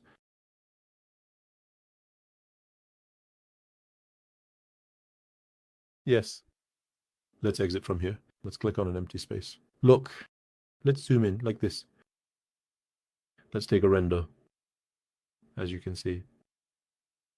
In the first render part, such a process is important for us in terms of detail. Look, our render is finished. Of course, our render will look better in medium render, and even better in high quality render. We can take a render from here without going too far. It's enough to show this part, friends. There was a natural spread like this. Now, how should we select the tree part? How should we do the tree part? In the populate section, there is a different system for the tree part. You come to the populate section. Look, there is an area section. The area section is the most efficiently working part, friends. Why? Look now. Let this tree part remain. The area section is where you will paint, friends. You determine it with a point. See, you set it with point weight like this. Turn from there. For example, it's enough to turn from this part. Sorry, let's do it like this. Let's turn a bit further back so that it gives us a nice effect from behind. Friends, this paint. Let's delete the area part. Yes, I say, delete from here. I came back to the populate section. I selected the area part. Look, friends, let me come like this. Roughly like this. Let me come a bit like this. From the base of this building. Let me leave it here. Look, it will place trees in the area I selected, friends. I can also make adjustments here. I came to the tree section. Here, it makes more sense to add trees with thin leaves. Because, look, I added a tree like this. Of course, we can adjust its size. It varies accordingly, friends. For example, like what? It could be something like this. Well, a slightly different tree. A tree more in the pine type. I mean, these don't look very good. I will delete these. In terms of leaves, they don't seem very efficient, friends. This could be it. It looks like a sycamore tree. It could be like this. I mean, this isn't very nice either. You can adjust each of these individually. We have our latest trees. Let's take a look at them. See, these are the trees.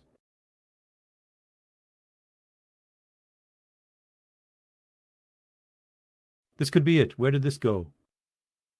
This could be it. Look, you select all of this. Friends, let's say you brought it from the specimen section to the filling section in this way, and it overflowed a bit. There's an inward adjustment part. Here, subscribe to the specimens like this. Let's bring them inward. Let's adjust their size, friends. Let's reduce them from the skill offset, like this. Let's shrink them thoroughly. Let's say random scale. Yes. It's good that it shrank. In this way, when you add the tree you want here, it will look nice. I mean, when I look from here, it's also good to have a slight tree, friends, at the end. From the random scale section like this. These, like this. Let me shrink them. Let's call the tree at the end. Random offset. Let's say random rotation. I mean, these always create complex rotations. Within itself, if you want, you have the opportunity to add a tree here again. Friends, yes, a process like this. When we look at it this way, it can be a tree shape that covers both our left and right. If we want, when we go back there is a type of tree that I like. Look, there's a type of tree with many leaves here. We can add it here as well. Friends, let's do it like this. And if you want, you can decrease or increase its age. Look, like this. Let it stand here like this. This will add a nice atmosphere. But of course, the polygon level is quite high. Let's stand.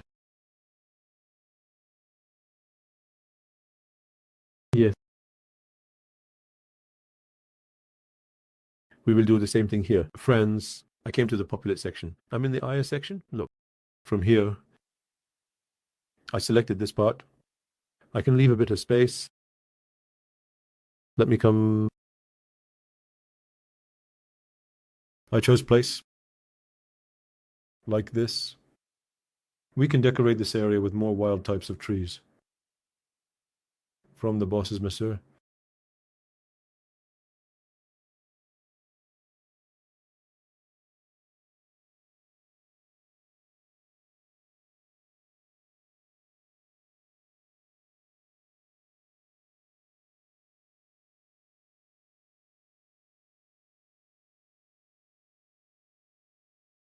What else could it be? This could also work. This one is also very big. Anyway, let's do it like this. Let's make an adjustment here. Let's set the random setting. Density.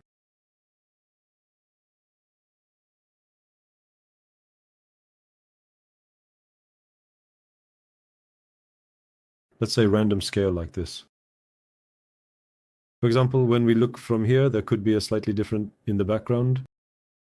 Yes, this view is very good, friends. I like this view. We can look from here like this. Or we can take a render from here like this. Those trees over there are a little more. We have the opportunity to enlarge them.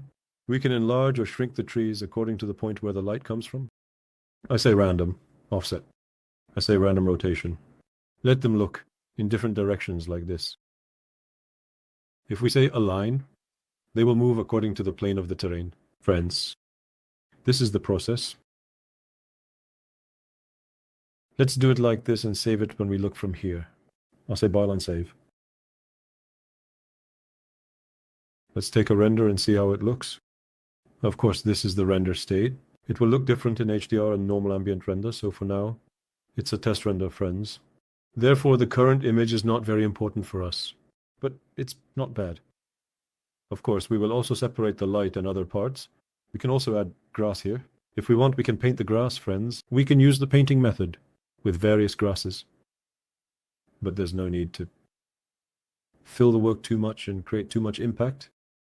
We can place these corner points if you want. We have the ability to place these corner points. We do that from here. From this part. Look, like this. Like this, different. We can place them in the corners, we can reduce their size. Here are some small planting varieties that can be done in these corner spots. In this way, there's no need for them to be very large. Friends, we place them like this and reduce them like this. It looks like a nice render will come out from here. When viewed like this, it's a different angle. We will use all these angles, hopefully, friends. I think good work will come out. Nice. Work will emerge. Let's do it like this. Like this, with these. Here, every time you place something, it automatically places a different type of plant. Friends, let's shrink this down thoroughly. And while placing, let's try to make the objects in the front small and the objects in the back large as much as possible. Let's place it like this. This won't do. I mean, not to this extent. Like this.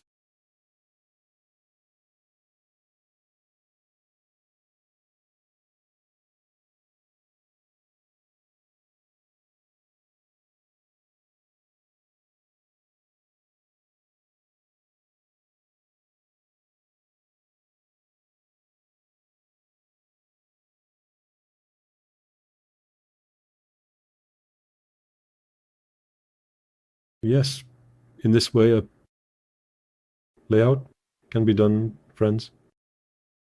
Filling and expanding, advancing is up to you.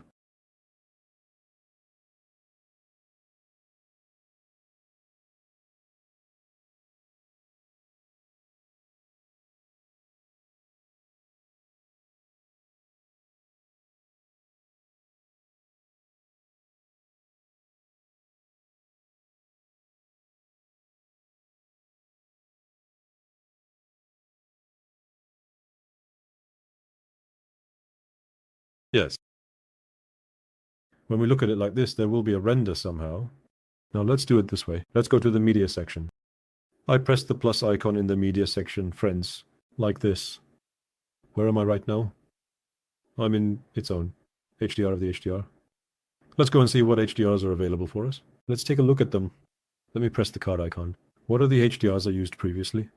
Let's enlarge them. Let's see how it will look. Let's do a test render. Let's see how we can make it look different. Because we will use all the settings here. Yes, we can see the light refracting a bit more. Let's press the render button like this. Let's see how it will look. Yes, it looks like this.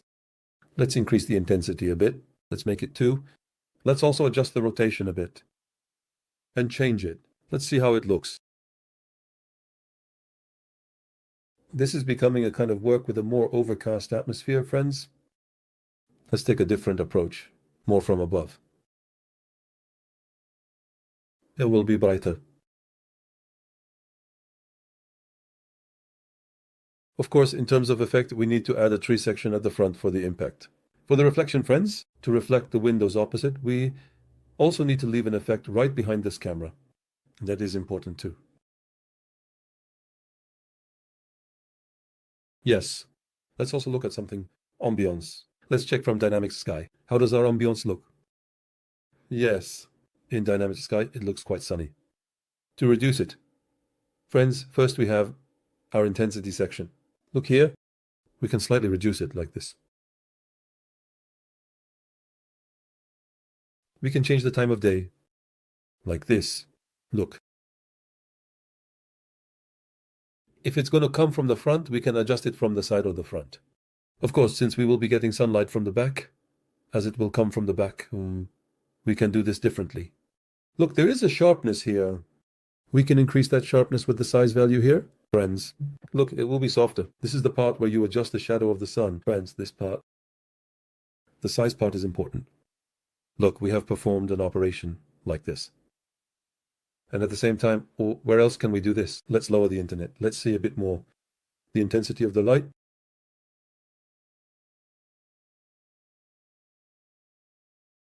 Yes, now, I'm moving to the volumetric sky part in the sky section. I will animate our 3D clouds a bit more, and at the same time, I can add various cloud systems from here, and let's wait for the render to finish. Let's see how it will look. We can also adjust their density properly. Friends, it might be ideal for us to break the sun a bit more.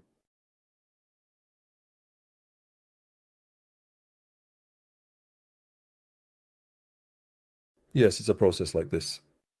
If we make it a bit more blurred, we'll get a softer image. We will do these in render tests. Of course, since we will proceed step by step, for example, I'm doing small tests here. In our current test, if we take a high-resolution render, something nice might come out. From the season section over there, if we increase it like this, friends, we can capture a rainy weather image. In the current part, I will fill the back part a bit more with vegetation as I have done. Over there, friends. We can move on to the texture of the asphalt and sidewalk on the ground. There are things we need to do there as well. See you in the next section. Yes, friends, we have a situation regarding the road section. We will do the asphalt and pollution here. In terms of reflection, friends, we can also add a tree to this section. We can do that with the insert command when the road is finally finished, like this. I'm going to the Megastrider library. I press the heart icon. There were textures I used before, friends. There were textures. I will look at which ones we can use from them, like to speed up the work a bit more. How about if we use this one? Let's take a look.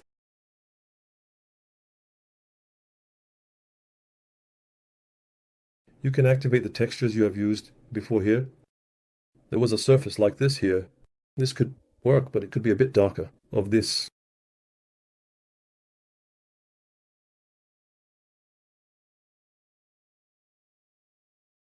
There are asphalts. Look, friends, there are different kinds of asphalts like this. Let's try them. Let's see. There are many different types of asphalt. Here, we can use them. Concrete. It says this is a type of asphalt that is more like concrete, I guess.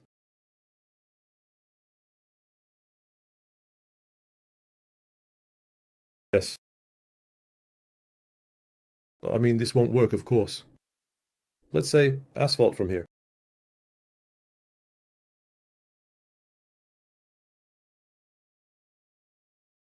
So there is a different type of asphalt like this. It's a bit more textured asphalt, but look here. The exact points are clearly defined, so it won't really serve our purpose. Look a bit more. It says 40 asphalt. Let's see if we've made an exit. Yes, sometimes these entry and exit issues can be problematic, friends, so you need to re-enter now. Look, it became active. Let me activate it from here. I took this download and I placed it here. Right? Yes, it seems to look quite nice now. Look, I'm selecting the road. From this part, friends. I selected this, then I placed it and left it. Look at how it appears, or I did this again. And strengthened it, then placed it here. Yes, it seems so. Normally, let's increase the skill value a bit. Look, subscribe in this way. The places where the vehicles have passed on the road are clearly visible, friends. Here, we can do something like this. Generally, a slight pollution, a slight texture pollution, reducing the amount of light on it, will create a more effective texture for us. It doesn't look bad on the sidewalk, actually. There are these white lines. We can make those white lines a bit darker because it stands out. Let's make it slightly darker. Yes. In fact, let's make these a bit darker as well, friends. Let it be like this, yes. Let them look different from each other. Yes, now what we're going to do, as we always do, friends, is to go from this part back to the object section to the decal section. In the decal section here, you can add various materials here yourself. For example, a water grate. Let it stay in these parts. It will look nice. You decorate these in various ways here. Friends, we did it like this. There's already a channel here. Let me bring it right to the edge of that channel. In this way, I will duplicate a few of these.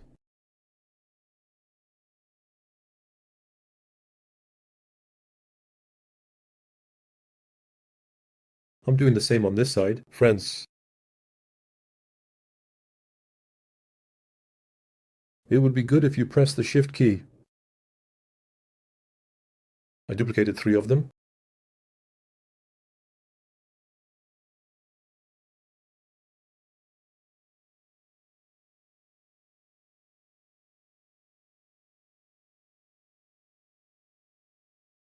Yes. What else can we use? I'm looking.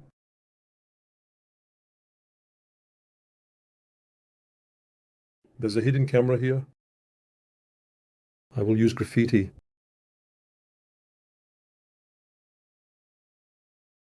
I'll use a stain right in front of the road, friends. There could be a stain here. Let me rotate it like this.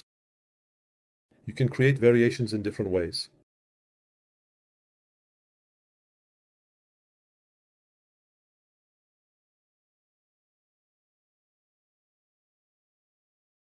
There might be a crepe situation over there.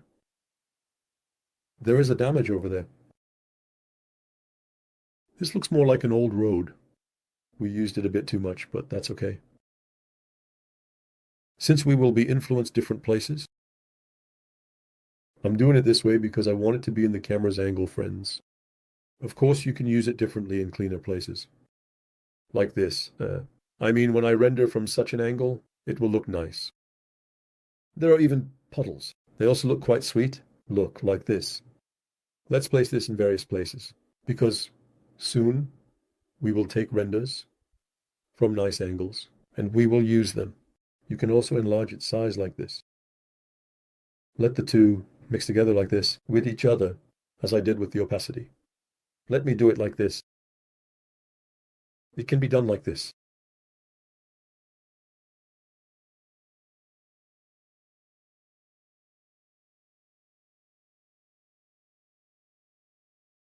Yes. At the same time, you come from this part, from the mixing section here. Look, we have leaves, friends. If you want to populate them by saying populate here, it might be better to paint them. It can be done linearly from the spacing section, but paint seems more suitable for this. When we leave this and that and increase this a bit, friends, this became too many leaves. Look, it's too much. Let's do the edges and corners like this, look. First, let's paint this like this. Let's do it like this. You can erase this later. When you delete like this, in this way,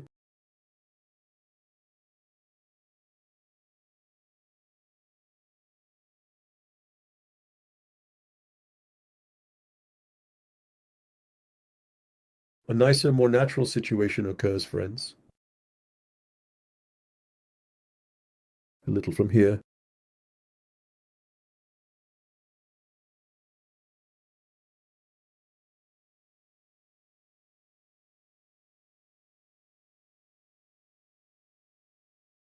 This side will be very visible, but still for the sake of realism.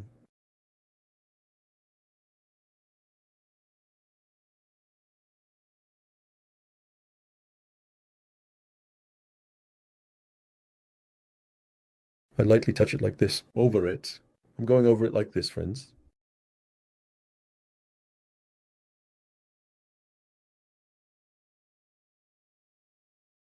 Yes.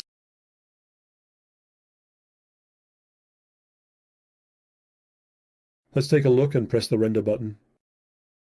In fact, let's keep the render button on our height here. Let's see how our render looks, friends. Of course, we will render with different effects.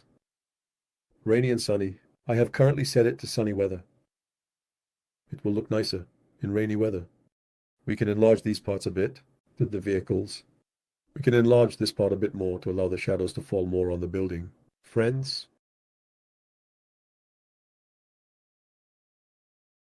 let's see if it finishes. We were going to make a spot here in these parts. We forgot about that. The spot lamp part. By making 2 spot lamps for them, we can create a downward lighting here.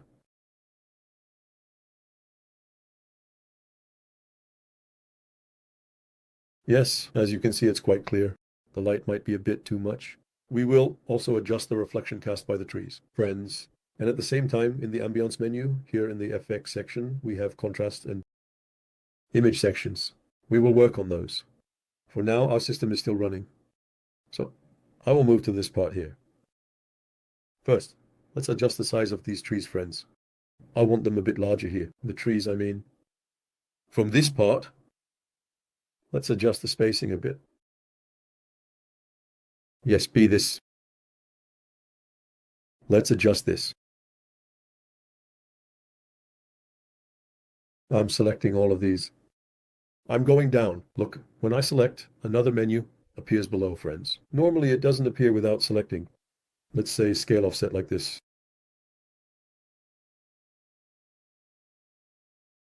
This problem.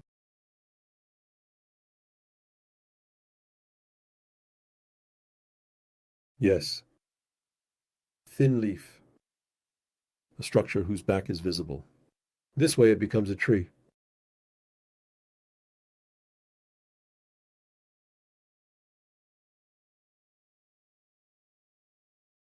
Yes. Now let's create a tree system here, friends. Again, I say populate. I say aria. The best aria I use, friends. It becomes a painting system, but aria also gives good results. It's enough to do it randomly like this. You can place a tree in this part.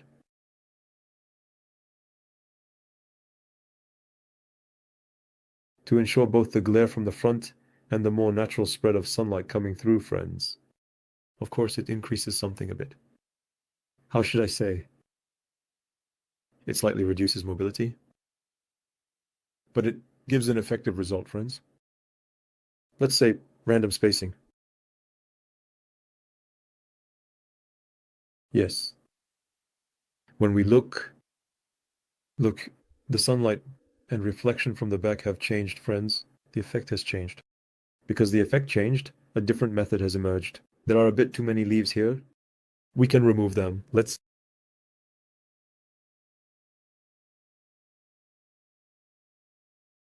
shrink this a bit.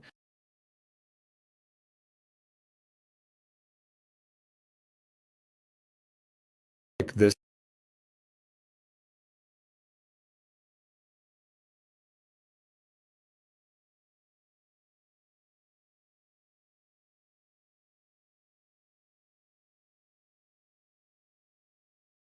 Yes.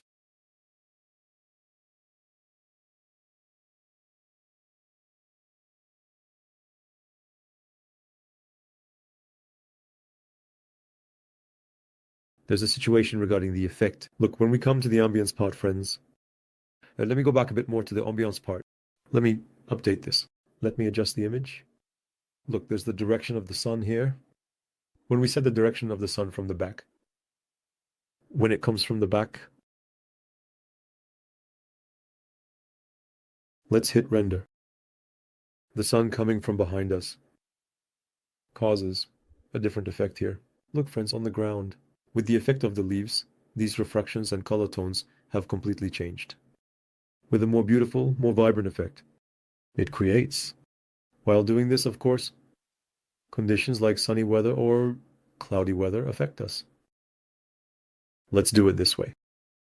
This is the dynamic sky part, friends. The dynamic sky part is like this. Let's press a render from here. How will it look? I reduced the sun a bit more. The internet part.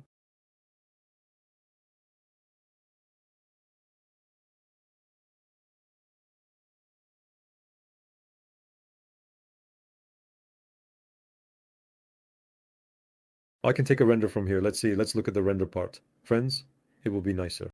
Now, I will focus a lot on this effect part for now. Let me come to the export part. From the image section here, select image 3, friends. Then I came to the media section, if I'm not mistaken.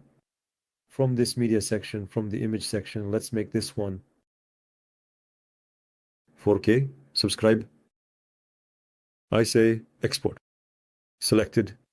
Let the export remain. Let it finish this render, friends. After finishing the render, let's export it. Let's see after we export it, what kind of effect it will create. For now, I have dimmed the light and set the sun to the evening, friends. I think this way it will create a nice effect. Already, on the left side, by keeping a vehicle and people walking on the road, we will increase the interaction. We will achieve a more beautiful effect. And we will add light to the interior along with HDR.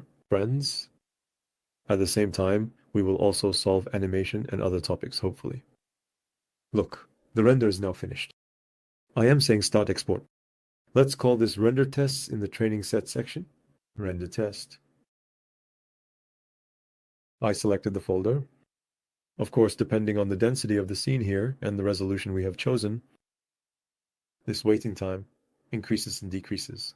Friends, I made it 4K. 4K under normal conditions for such an eastern scene, because we filled this area with trees and all the textures and coatings. Friends, for the current scene, it finishes in an ideal time of about 5 or 10 minutes, friends.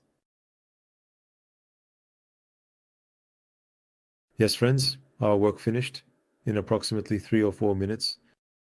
Render time. Let's go right away and check from the training section. From the training set, training test, render test section. I say image 3, I'm looking. As you can see, it seems like the light is a bit too much here, friends. We can tone it down with contrast in other parts. It will actually look even better. We can further reduce the light operation. The reflections on the glass look quite nice. Look at the reflections on the glass here. It looks good together with the trees we placed across. Very clear. Oh, look. We can do them like this. Of course, we haven't activated the rain effects yet. It will look even better. We haven't taken a closer render yet. We have our artist renders. We will do them. That's all for now, friends. In the next part, we will transition to different HDR systems by balancing a bit more. Friends? Yes, friends, now we have methods to increase interaction. They are nice methods, enjoyable methods. Here, for example, we have thoroughly equipped the stage. The operations we will perform here include placing a tool here, placing a person, placing a tool-satisfied person, and so on.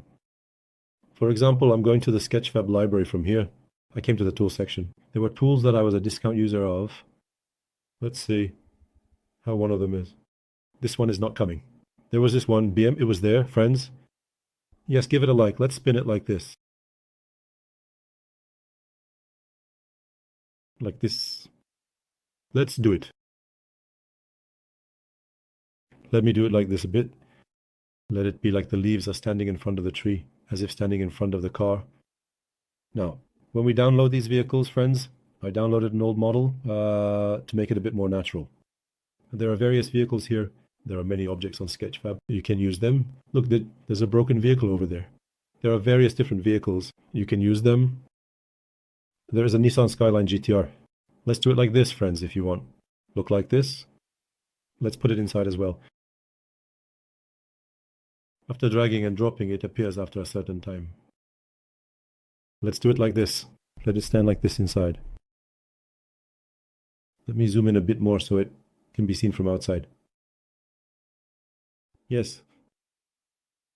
Let it stay there. For this vehicle, since the vehicle is nearby, we need to adjust its coating settings. We have come to the coating section. In previously released versions, there was no vehicle coating or tire coating. This is available now, friends. Look, there are different types of vehicles for winter and summer. We can place this here.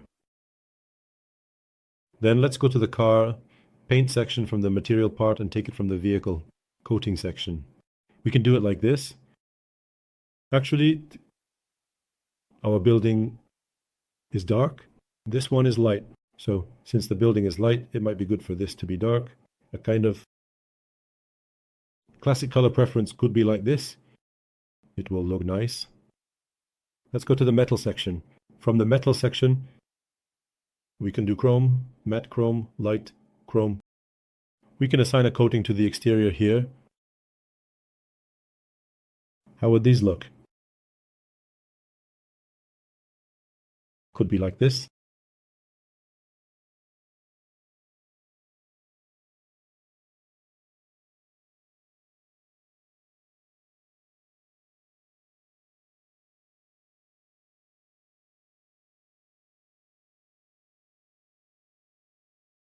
Let's go to plastic.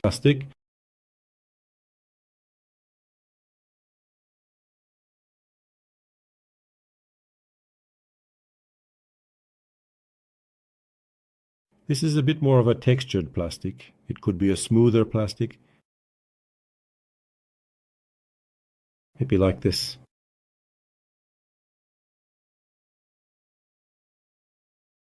Yes, it doesn't look bad.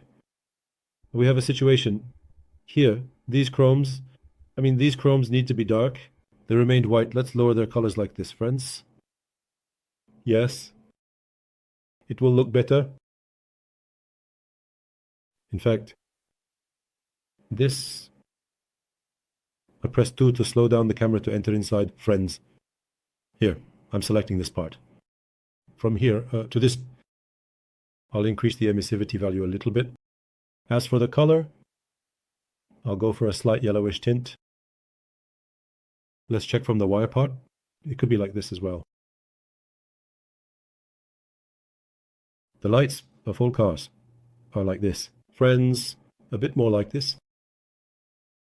It becomes garlicky. Let's leave it like this for now. I pressed 4. Let's do the windows from the glass section. Like this. Clear glass.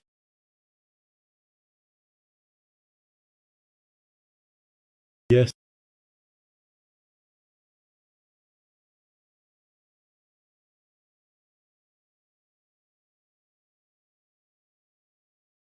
However, the rims, yes, the bags are different. Friends, let's do it like this. Let's select this.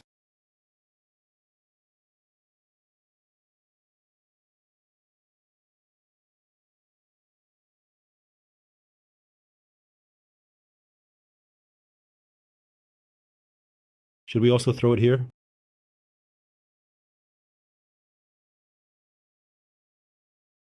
Yes.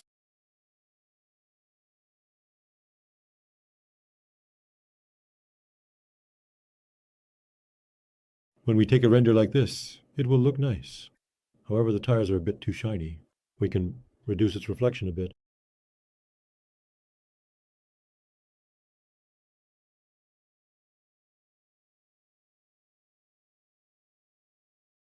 See when render finishes. How look. I want to check the clarity. It doesn't look bad. There is too much reflection on the tire. It's beneficial to dull them a bit. Let's do it like this. Let's select these.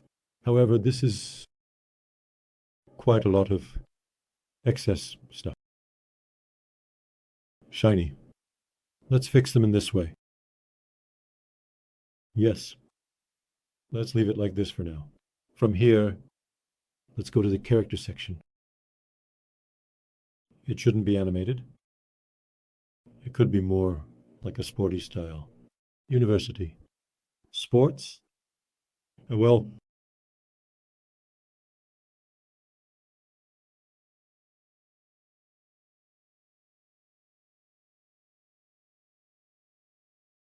how about this? Yes. Let's do it like this. Let's create an atmosphere, as if someone is waiting on the car. Rotate. Let's lower it like this. Let's lower this a bit more like this.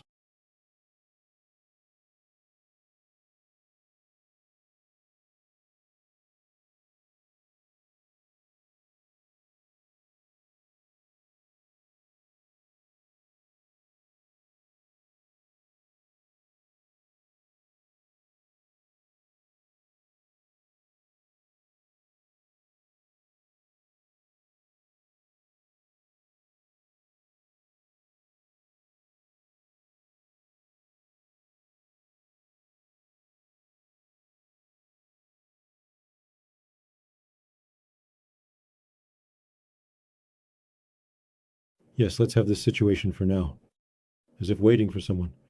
Here in different ways. How about this? I mean, this male. Let's take a look this for a more natural sheep process. It could be someone walking.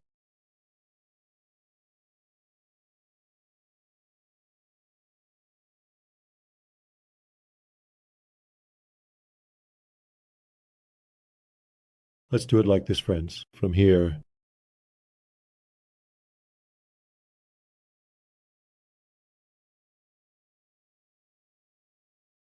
as if greeting this person.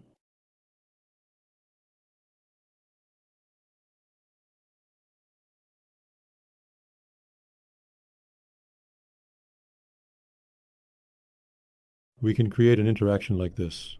Here, various. There are also characters, and alongside the characters, there are animals, friends. Like here, a butterfly. Could be. Later on, there could be a cat here, to capture the essence. There could be a bird. Here,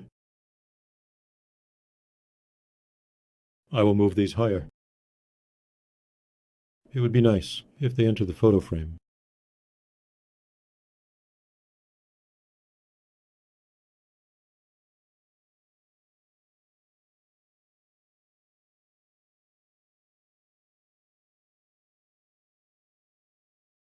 Stay this.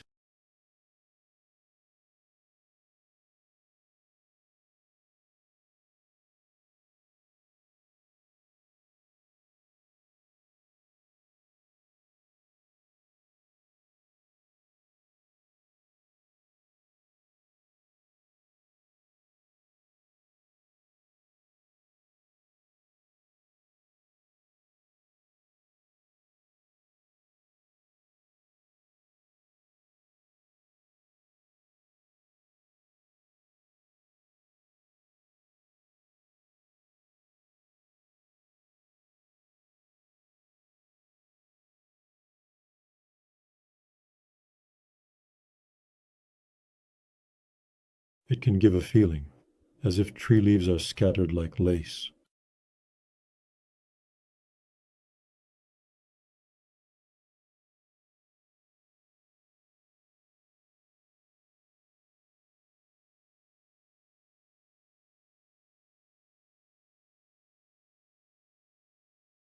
Yes. Like this?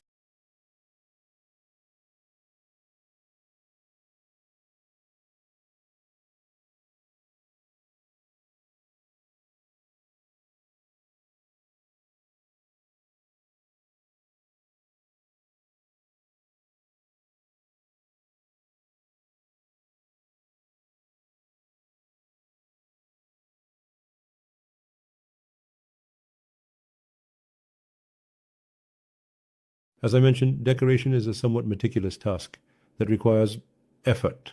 Friends, there could actually be a tool here. For that, I came back to SketchUp. The tool section, there's very detailed, friends. There are very detailed tools in SketchUp. You can use one of them. If you want a different observation, a different one, if you want to create an interesting scene, there are various scenes like this. Look, there are various tools, like a Porsche, for example, like this vehicle. Let's bring this over here and see how it will look. How is the size? Some tools can appear very large. I think they come in a very different size because they are drawn in inches and meters. It's useful to scale them down again with scale when you download them. Some tools also keep you waiting like this, friends. Hopefully it won't corrupt the file. There is also a possibility of crashing when some models arrive. Therefore, it's necessary to pay attention to such situations. Yes, it has arrived. Look. Yes, it looks like a vehicle of different quality. It has something underneath as well. The name of the person modeled it is there. A classic vehicle. Let it stay like this.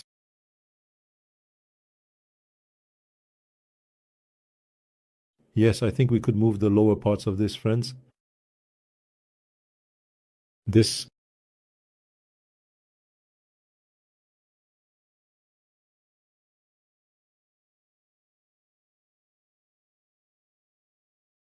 It has this part. Look, with this part and the lower part,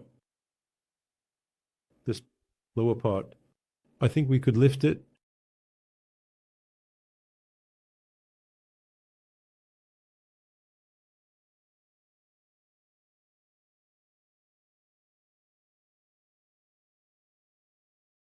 Or we will do something with it a little.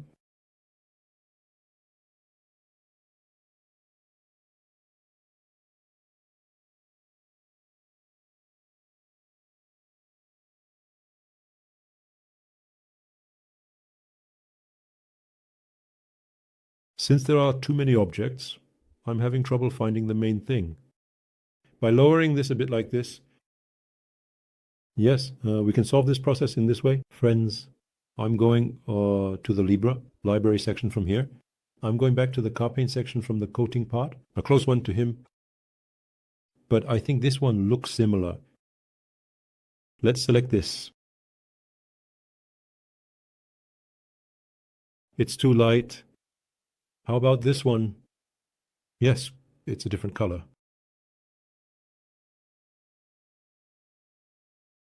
Actually, it's fun. I mean, this, it could be darker than this.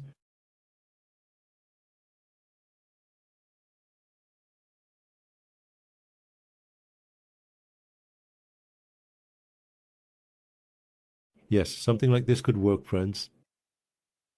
In the metal section, look like this. We can make these parts metal. It's already metal. When this scene is filled, there's a kind of delay, friends, in Twinmotion. When you do the coating, make sure where you will place it. Determine it well, because there's always a chance it might go onto a different object. For these parts, I say metallic slightly. I selected these, friends. These are the irons. For their selection, I lifted it like this, and I will lower it, and it's raked like this. Yes, it looks nice this way. We can make the glasses. There are glass parts. From the glass section, these glass parts. Clear glass. Yes. Let's see how it looks. Yes, I would like to say that it is a different and unusual type of vehicle. It has rims. We can make a rim from the metal part for these again. Like this. There are tire parts. Let's make it a winter thing. Let's put on tires. Look like this. Winter looks quite nice. Let's adjust this part from the metal section as well.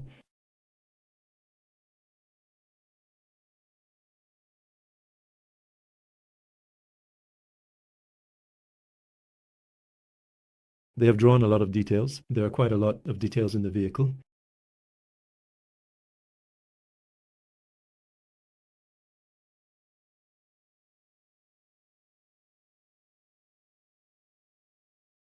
Yes, for now. Let's leave it like this, friends. It's sufficient for now. Actually, we can add lines and different things to it, but for now, a sufficient situation has been created. A similar character to this one, similar to this one. What could it be? What could it be? You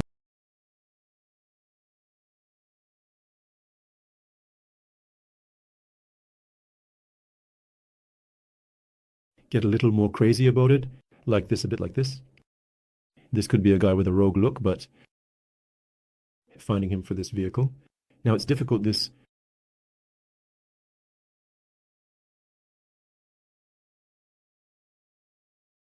winter.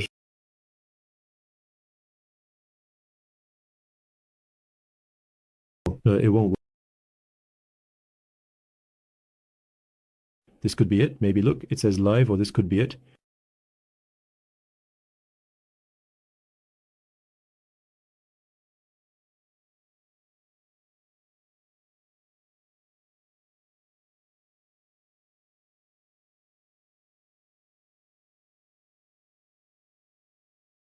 Yes, it's not like it's good or anything. Let's do it like this.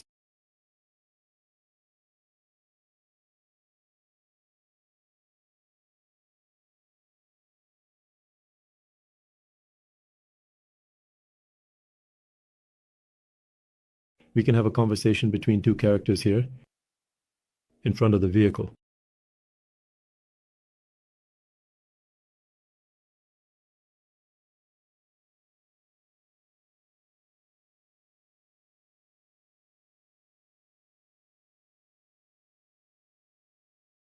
Yes, it's nice for now. So for now, it doesn't look bad, friends.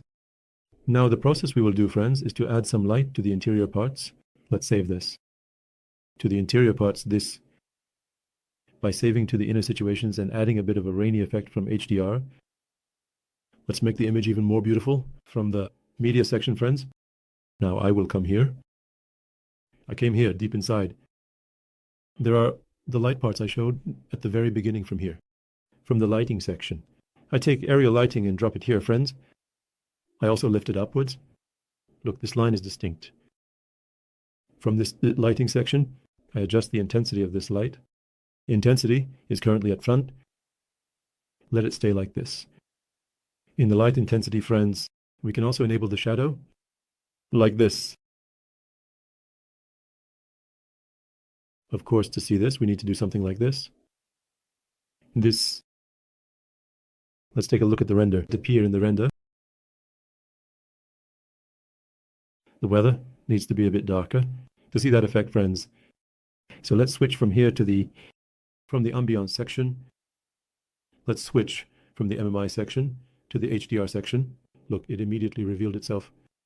As you can see, the lights are a bit too much. It looks nice for now, but the light part in Ariel Ayet seems excessive. It was 100, sorry, it was 1,000. Let's make it 200, or even 100. Let's make it 50. A slight effect like this is sufficient. 100 is enough. Let's make it 100. There is a lens flare effect here. We will need to reduce them. Let's do this, friends. Let's close this for a moment.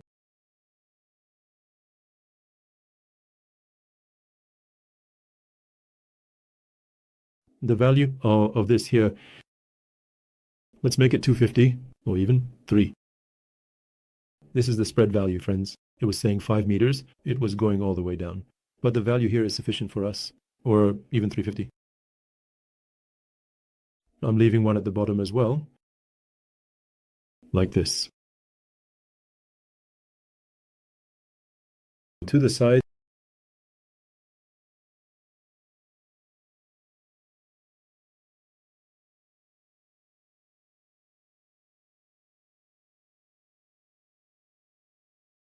I'm on the upper floor and I'll move it aside.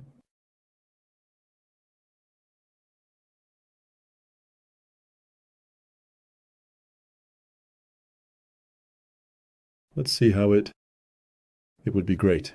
if it could show us a slight beam of light inside. Yes, it shows here, look.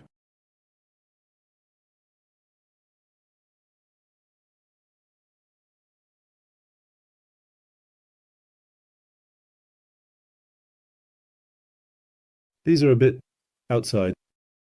Let's do it like this. Let's make this 200 friends, so the authority increases.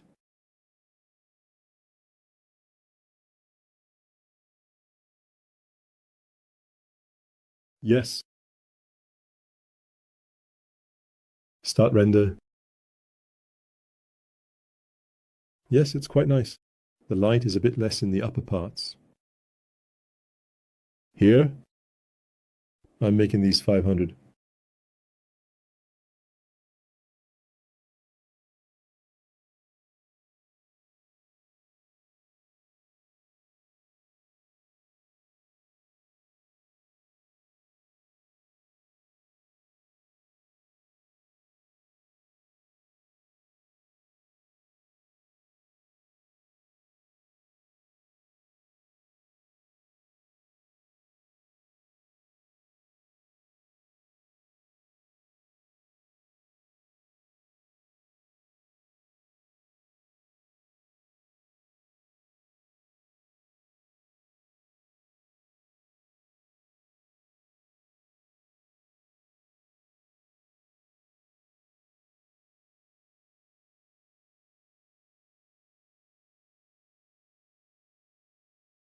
We can add a spot for these parts.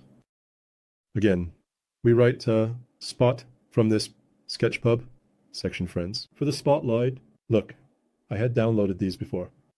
I'm bringing this spot lamp here to this part. And I will do it like this again. Instancy. I will move these a bit further. This stayed here. Let's do it like this. Yes.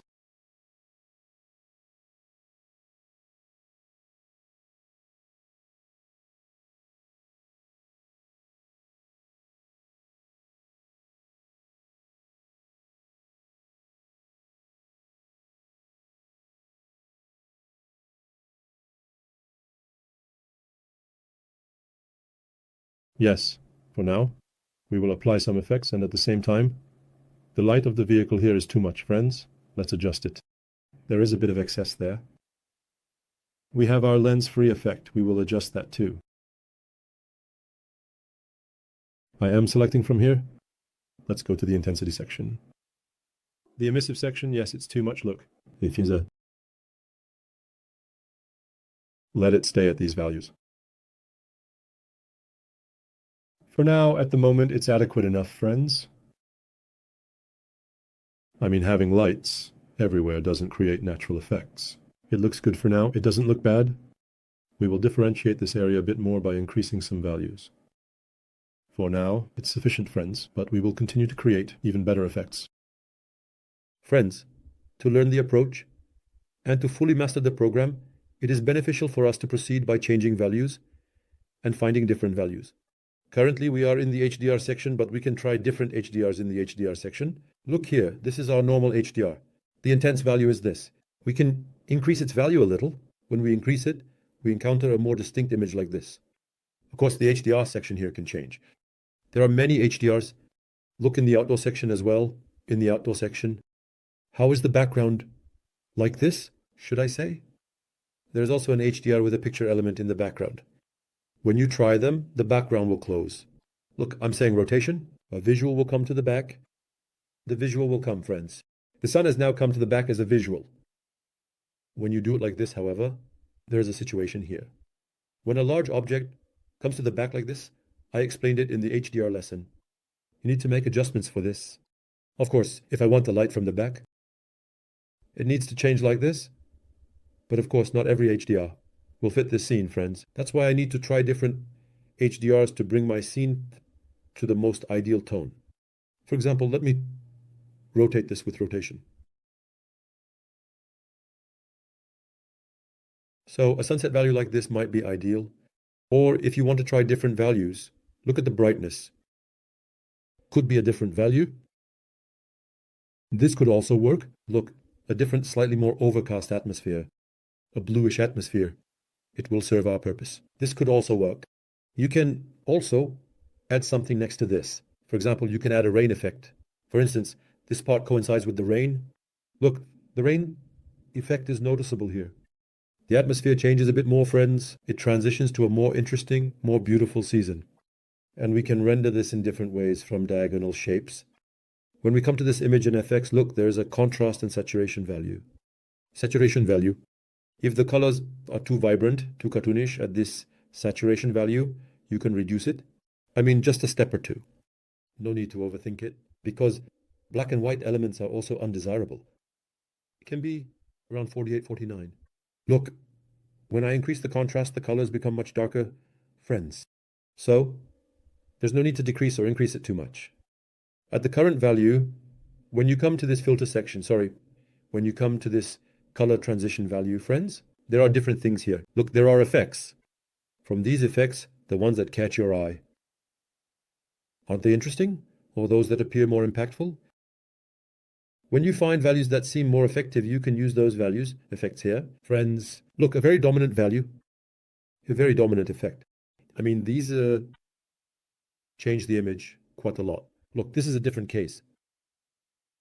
I wore contrast. There is a lot of intensity. Look, there is a lot of intensity in the contrast. What else could there be? Fuji, films, on, effect, gold. By applying different effects like this, you can get very different images. Look, a different effect. Reddish, orange.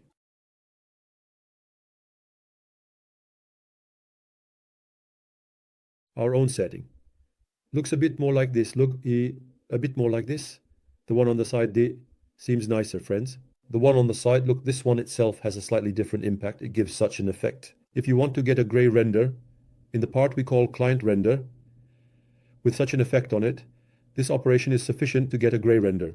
But let's take a render like this. Remove the tick, take a render like this, and look here.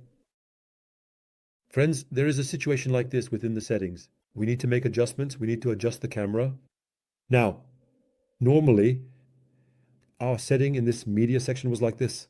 Let's call this an update. Let's lower the view a bit. Friends, let's go down like this. I'm closing the render. I will go a bit further down like this.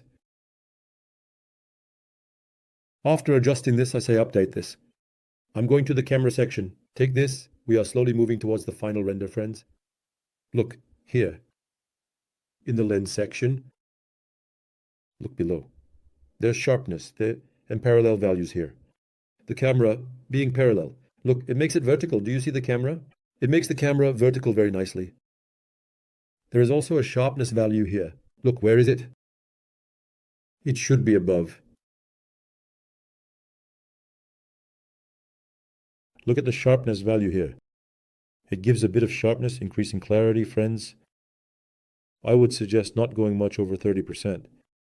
After doing this, the systems we will work on here include white balance. As I said, with white balance, if the image is leaning too much towards yellow or blue, you can adjust it by moving it down or up.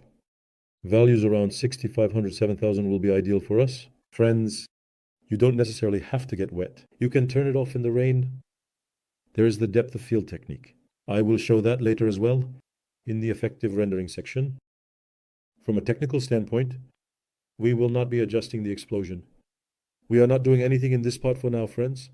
We are at the rain section. If you want the raindrops to be larger, look at this puddle size in the detail section. It grows significantly. And you can also adjust its position from here. Of this, where should it go? Where should it create a gap? Look, let it create a gap right in front of me here. If you say, let there be rain here, this is what happens. Let's also go to the image section. Let's see, we are currently rendering in 4K. Update this again. Let's press the render button. Let's press the render button. While pressing, let it take this form, friends. Let's go to the export section. And in the export section, we've captured a nice atmosphere right now.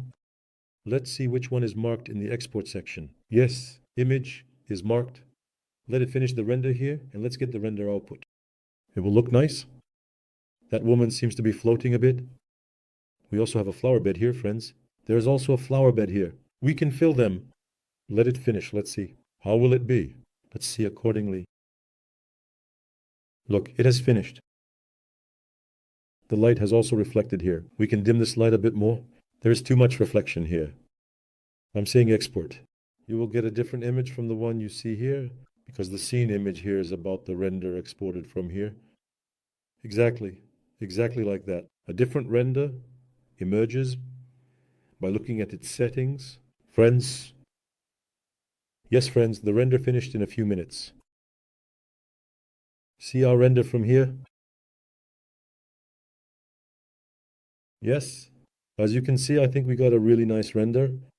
There is a bit of excess light here. We can adjust that excess as well. There is a nice image right now. The woman over there is floating in the air. Let's adjust that. We can change the state of the trees ourselves. I will show that too, friends. Right now, the image is really a nice image. We achieved it. There is a very nice, pleasant situation. It seems like there is no transparency in the windows over there. It seemed to me that the windows are not providing transparency here. Let's adjust that if you want. From the glass section, I say the material is glass, clear glass. I placed it here. Yes, it seems nice for now. Our vehicle has settings. I will only adjust this part in the vehicle settings. Friends, from car paint. It can be a white color for this. And at the same time, here, glass to the windows, material to the windows. Of course, there are more things we will do in this part. Yes, it seems like it's floating in the air for everyone. We can do it like this. We will add some detailing here, and we have our plant pool over there. We will do those. Look, the camera is tilted. The camera being tilted, friends, is because when we were adjusting the settings in the camera section here, look, you need to close the parallel part here. If you want a fast movement style, let's appreciate this for its benefit. It's beneficial to appreciate it because when there's too much in TV motion, sometimes there can be stuttering and shutdowns. Friends, that's why it's an important part.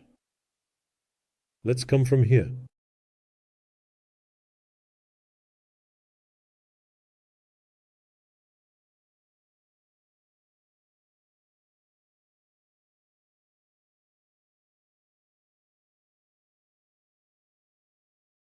Yes.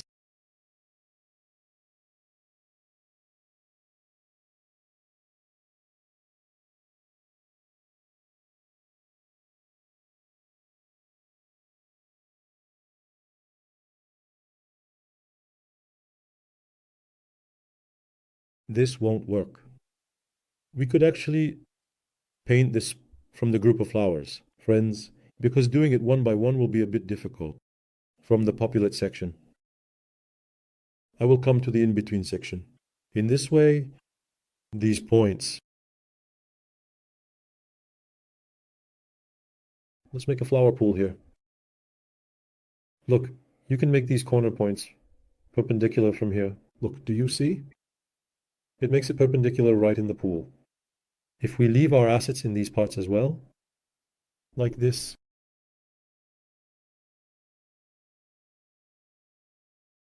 it was a bit too much.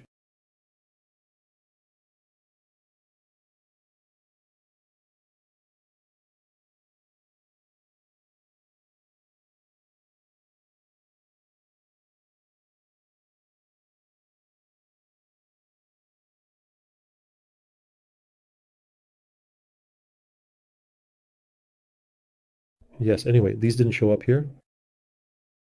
Even though I increased the values, we couldn't see it here.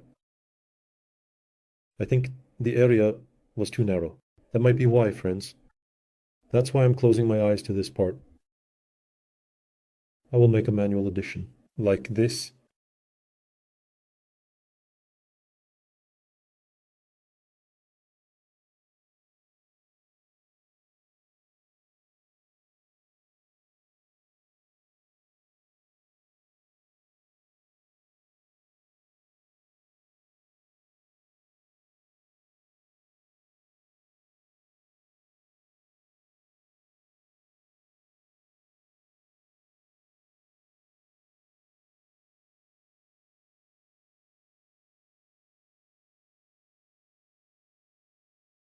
Yes, no, we continue. Here. Let's see what else is there. We can add from this part here.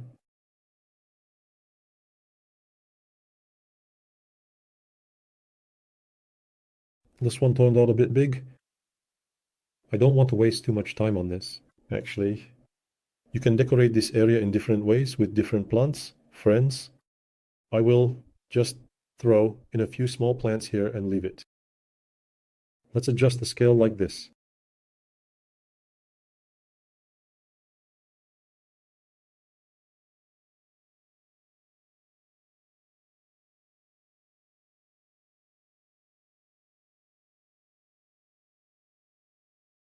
Yes, there might be a situation like this.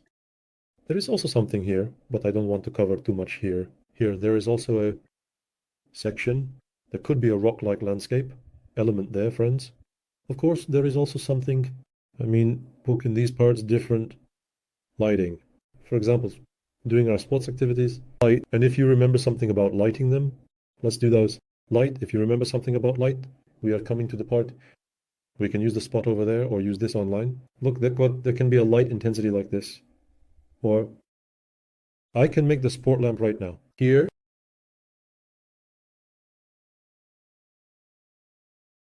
Like this. I am setting the intensity to 10. I will make it very low. 10 didn't work. Let's make it 100, like this. I am turning on the shadow from shadow, friends. I will reduce this a bit towards this side. I am moving this over here. In terms of impact, I am selecting these with Control and will move them down again. I duplicated them with the Shift key and dropped them down. I made the instance. I left them like this.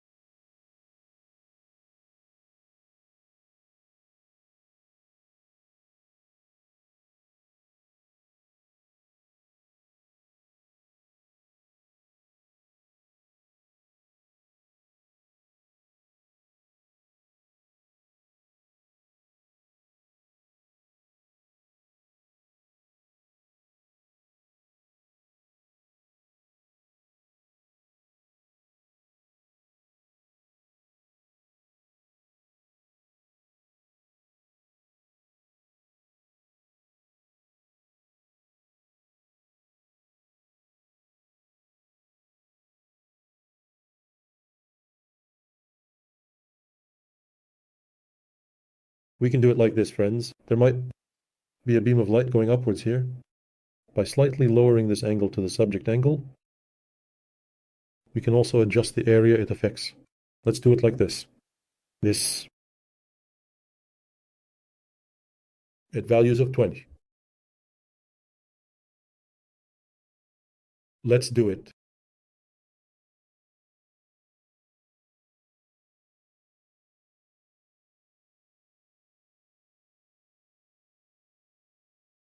Or 10. Or 5. So it doesn't show itself too much there. It could be a value like this. Look, here. Now we can do something here, friends. Let's replicate this over here as well.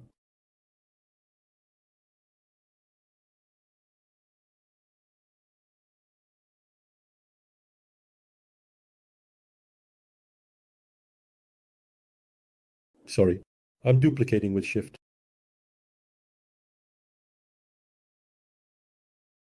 Yes. These spokes look a bit large, but I won't spend much time on them for now. Friends, you can do that yourself. From the metal part, here, you can just add the metal. To them, actually, black looked nice.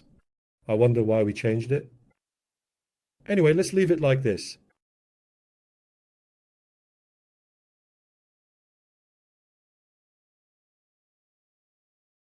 Yes. I'm looking at what else we can do here, in different shapes, for example, like this. I took a duplicate of this one. Let's adjust the vehicle camera to the vehicle. Headlight, friends. There's an issue because here it shows 150, 1500. From the delete part, yes. Let's keep it at 500 or 250. I'll come to this part. Friends, there's something like this here. Look, now, I'm going to do an example. Let's assume we took a render from here, a close-up render. Okay, we came here, updated it, opened the parallel part like this. We did it like this. It's as if we're looking from the car's position. Let's make a render. Like this, we said update. Now look here. Here.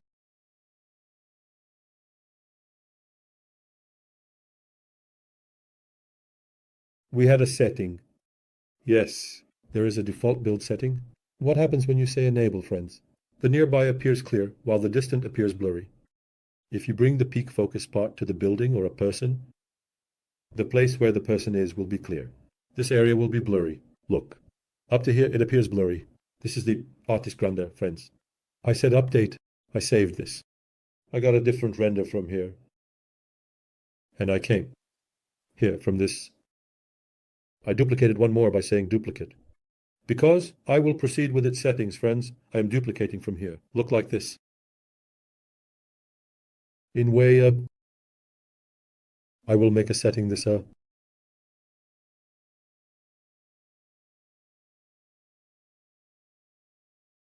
It be seen. Sorry, it broke again. I came like this. The settings we will make here. After doing this, you say update. Then you go to the camera.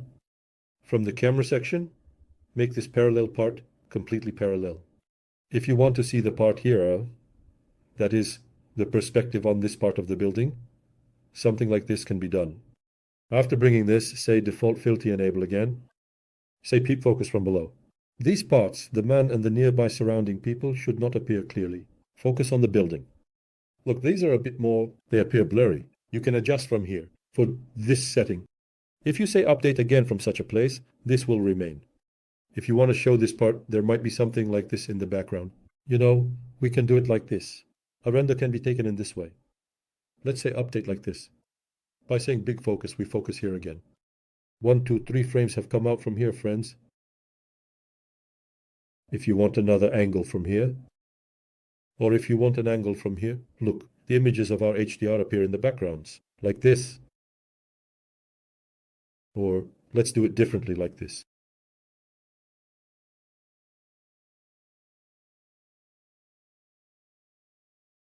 Of course, we need to duplicate this. I said duplicate if I came here. Like this for.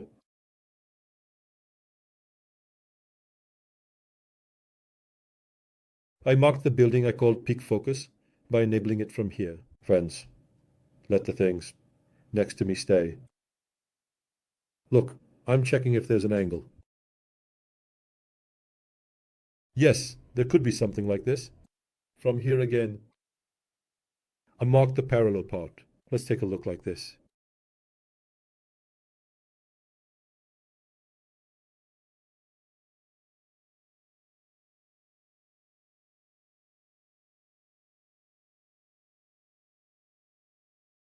There could be an angle like this. Let's update it like this again. We will look at the rendered explanations of these, how it looks. There could be a render like this. Look.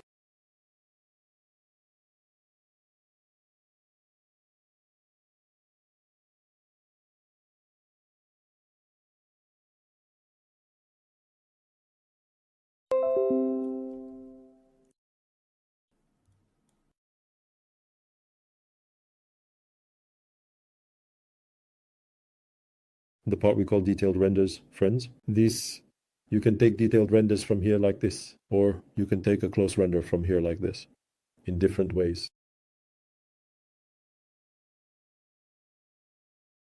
We can also take a render from here.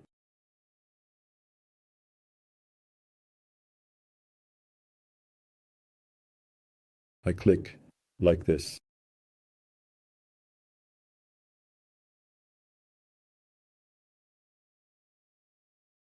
I say let's jump a bit further back.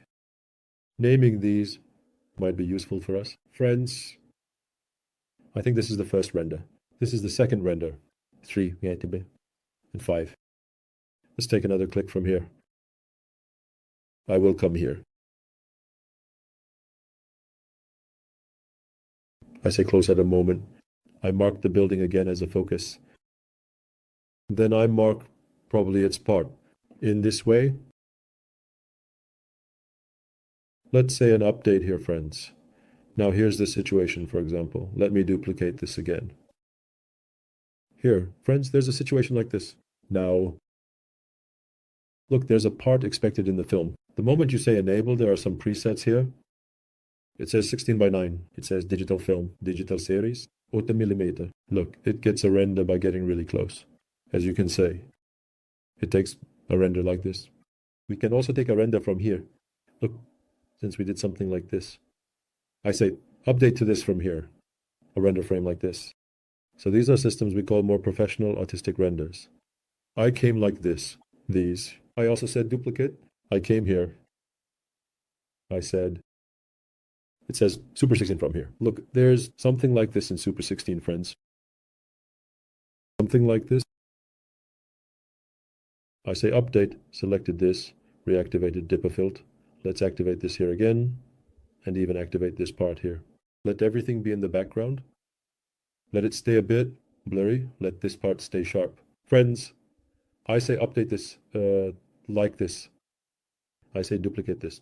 Again, multiplied it here. For example, look at film back. There is Super 35mm. It takes the render vertically. There's this one IMAX. And there are various types of rendering. Here, 16:9 is like this. Normally, if you close it from here, it returns to our normal render settings. Back to our settings, friends.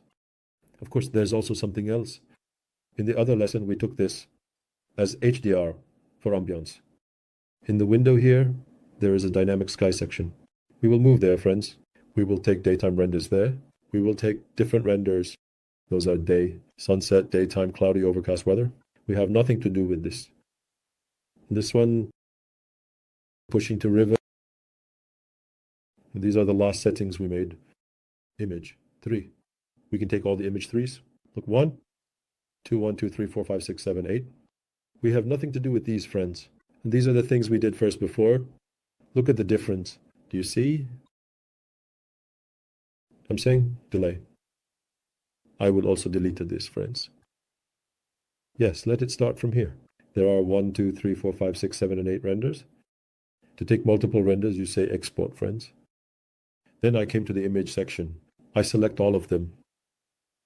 After selecting all of them, there's just one thing. We need to take a render for each, friends. This is the situation.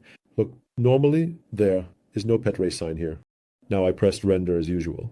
Look, a pet race sign appeared here. Did you see it?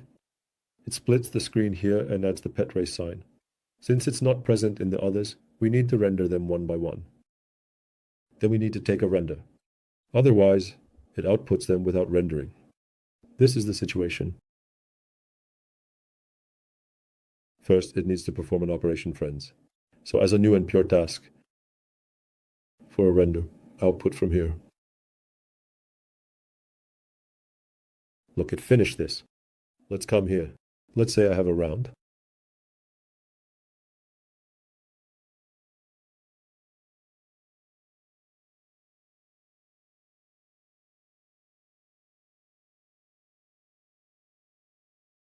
I will try something. This would it work, sir?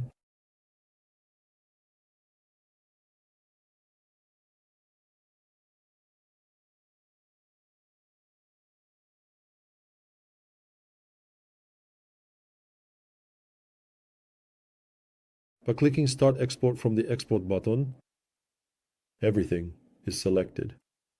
Let this render finish. Let's see, friends. Our effect doesn't look bad. I think we achieved a very nice effect. In terms of the scene, it's important to furnish the exterior due to the building's structure and design. Friends, once the render is finished, let's export it. Let's see how beautiful an image we will get. We can further enhance these with artificial intelligence at the end of the lesson. When artificial intelligence looks at human faces, there is some distortion, friends. I tried to change this by looking outward from human backs in the neural network. I'm saying start export. I am saying select the folder from the render test section. Let it finish one render. Let's see what kind of result we will get. Let's see if it will take only from this or from the others as well, friends. If I have put the portrays mark on all of them, look, as you can see. We will check the situation. Yes, friends, our render finished in exactly 25 minutes. This image is from 3.01. The ones that started are the renders we took later. Let's see how it looks. Let's look here. I will zoom in a bit, friends. As you can see, like this other render is quite clear, very clean, and a nice render. This is a different angle. Actually, we can show this part a bit more from this angle here. Friends, we can rotate the camera.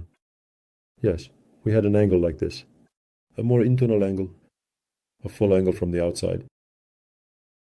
A close-up angle. 8mm from close-up. Super 8mm, friends. It looks quite nice. It feels quite realistic. When we look like this is the other angle, friends. In this way, we have finished our angles. In our other part over there, where was it? We will see the dynamic sky part from the MMI section in the ambience part over there. In dynamic sky, this image is more like this. In HDR, the tones are a bit more contrasty and high, but in dynamic sky, they are a bit lower. Friends, we will see them. See you in the next lesson. Yes, friends, the results we have obtained are quite satisfactory and very nice. Now, what we need to do is return to the dynamic sky section from the environment menu here. When you press the dynamic sky section like this, the sun will now be activated, friends. The settings for the sun are here as well. The intensity values and temperature values are already visible here. Look, you can adjust them, like this. As I said, a value between 5500 and 7500 will do the job for us. You can reduce the light from the internet value. Look, when it's very low, it becomes dark. With a small illumination, let's say a lighting of 4500, or let it be 2500. Let's see how it will look from the front like this, friends. Of course, in our settings, there's a situation like this. Let's first stop this rain event if you like, because not every render will be rainy. I turned this off like this. I also opened up the cloudy weather a bit like this, friends. As you can see, at the same time, since it observes our camera very closely, we'll need to adjust the camera as well. In the camera section, where is our camera? These are marked in the detailed section. From the film back section, let's set it to Super 35 instead of Super 16. We can look from a wider perspective by setting it to 16.9 like this, similar to those who print it. Let's do it this way. Let's call it update. Then I press this in the parallel section to make the screen perfectly vertical. The light might be a bit too much, might be a bit. How would it look if we turn off the auto exposure at the top from the camera? Yes. When I turn it off, it looks like this. Let's lower this a bit, guys. As you can see, when I reduced the exposure to 0.33 and turned off the auto exposure, the issue was resolved. We can bring this a bit closer to 0. Yes, let's take a render like this, Mom, and see how it will turn out. Yes, we are currently on low render, and the lighting doesn't look too bad. Let's rotate the sun a bit, and update from here, and let's close this a bit. Let's adjust from the north offset here. Look, the rotation of the sun between the trees gives us a really nice ambience. Let's have the sun come directly from behind us like this. There could be an illumination like this. Like this. Let's press the render button. So there could be such an intensity of light. It seems to me like it needs a bit more light. Let's adjust it from the intensity value, not 2500, but to 3500 lux like this. Yes, it could be like this. The parts of this vehicle are a bit too light in color. This color is not what I want. Where did this come from? Let's change it to a much darker color, like this. Yes. It's not bad for now. Of course, we can see this at the very end as well to see what kind of effect it leaves, friends. So a render like this could be possible. Let's take it like this in terms of effect. I'm checking if there's anything else we need to do in the ambience menu. Here, this part, it's a light around 4 p.m., 16 A. The light here is for the morning hours. Friends, look, it comes from here. You can see the image of the sun coming from this direction at 8 a.m. We can change its angle. When it comes a bit more from the back, it becomes like a normal morning sun. So, of course, we have the chance to adjust this. So, by setting this sun to around 9 o'clock, we can achieve a slightly more effective situation. Let's do it like this, make it around 9. The current effect seems a bit better, friends. Let's make an adjustment here and see how it will be.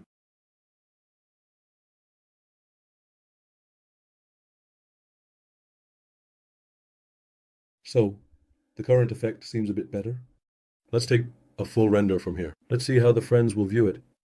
From here, I'm hiking this up. In terms of render output, I've come to the image section. Currently, it's 3848 to 160 displayed. Ready for the final render. Image 3. Let's change its name, friends. I say rename. This is dynamic sky.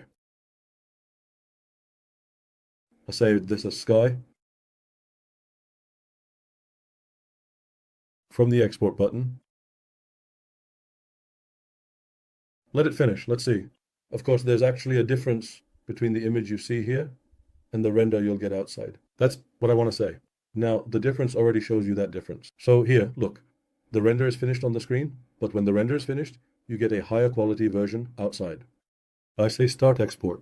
I told it to output the render test part in a reasonable time. It takes about 30 seconds or so. Render, friends. I have it on 2 computers. Don't get too hung up on render times. Getting a good result in 4K is important for us. Look, it reduced it to about 2 minutes, 1 minute. What is important for us is to have a beautiful and effective result. So even if the render time is 5, even if it's 10 minutes, minutes is worth waiting. Because unlike the old system, like with Vray or other render engines, you don't wait for hours for render times. It has a very nice render time. It has a short and effective render time. It's worth waiting for this render time. Look, it's finished. Let's go and see immediately. Image is not this one. Though, yes. What did we select from a different export? I think we didn't select something. Yes, friends, you needed to select this dynamic sky. This part here is important. So from the image section, you need to mark the part. I renamed as dynamic sky at the end. Friends, after that, you need to say start export, which is why I thought it finished quickly. Yeah, for now. Let's see. Let our render time continue like this. Again, look, it will take about 1 or 2 minutes, friends. Again, it doesn't take much render time. By blocking the light of the trees in the background, blocking the sunlight, it has enhanced our ambience in this way.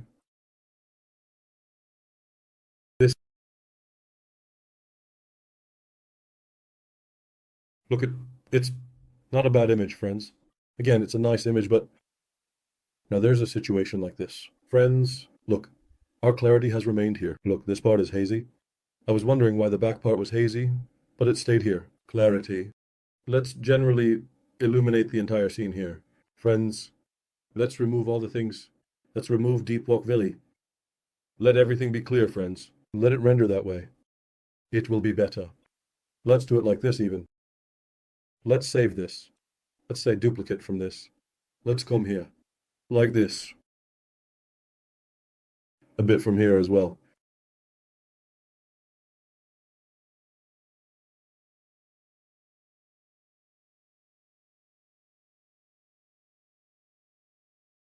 Can do something, I will take it from further away. Render, friends.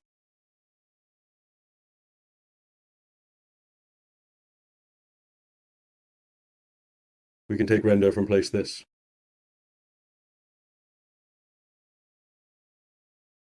I said export. I selected the other one of dynamic sky from here, friends. I pressed the render button. The leaf particles in the front are a bit too visible. That's why it might be good to slightly erase them.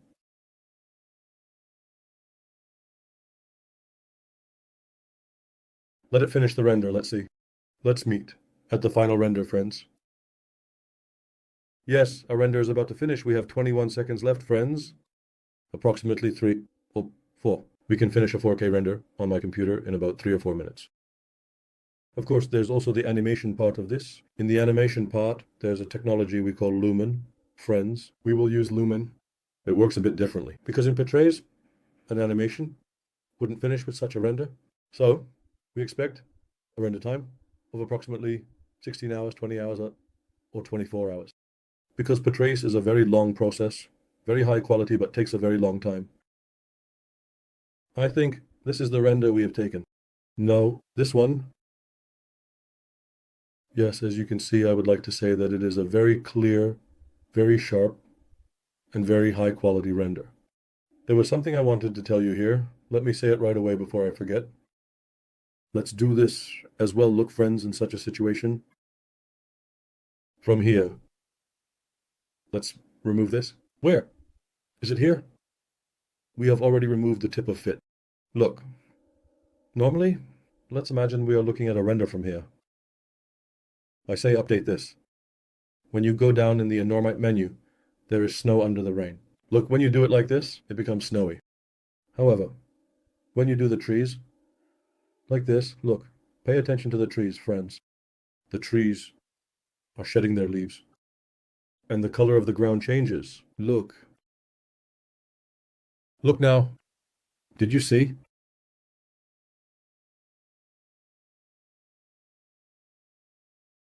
Let's look here.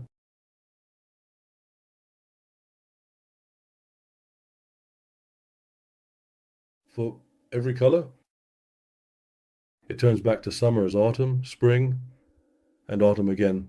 Friends, you can adjust this setting from here. It's really a beautiful event.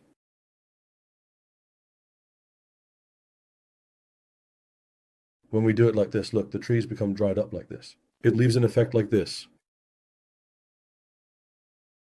Now, let's think about taking an animation. Friends, we will take an animation. How will we take it? The animation? There's also an animation section. In the next part, let's see the animation section. The animation section is a bit different. Of course, there's something like this here. By adjusting it, all the settings here, you can create various effects. Look, there is a temperature value here. What did we say? We said it goes UP towards blue, and it becomes shaky downwards. Here is the sky. There is the turbidity section. This is the density of dust levels in the air. Look, the dust density in the background now. You can understand the blue effect. When it sets, it's vivid. As you can see this week, the light cannot be very faint. That's enough, friends. There's no need for too much effect. These are the cloud section. This was our cloud section in the air. In the cloud section, you could try various clouds from here and change them. Look, I did this. The sky closed. I did this. A different effect. This is a completely clear sky. This is a partly cloudy sky, as you can see. By trying these, you can create various images here yourself, friends. Now, we will see our animation section here in the next lesson. Let's leave this by updating it from here. Yes, now we have come to your animation part. The animation part, friends, we will take this menu render engine.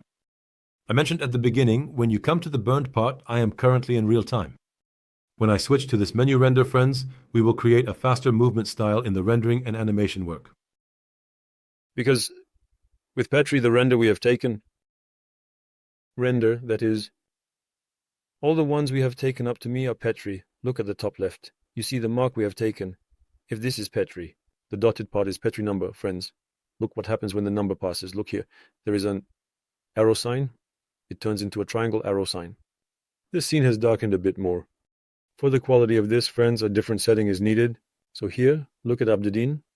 This is a part where I will take a number, friends. I'm increasing the quality part. I am increasing the throat part.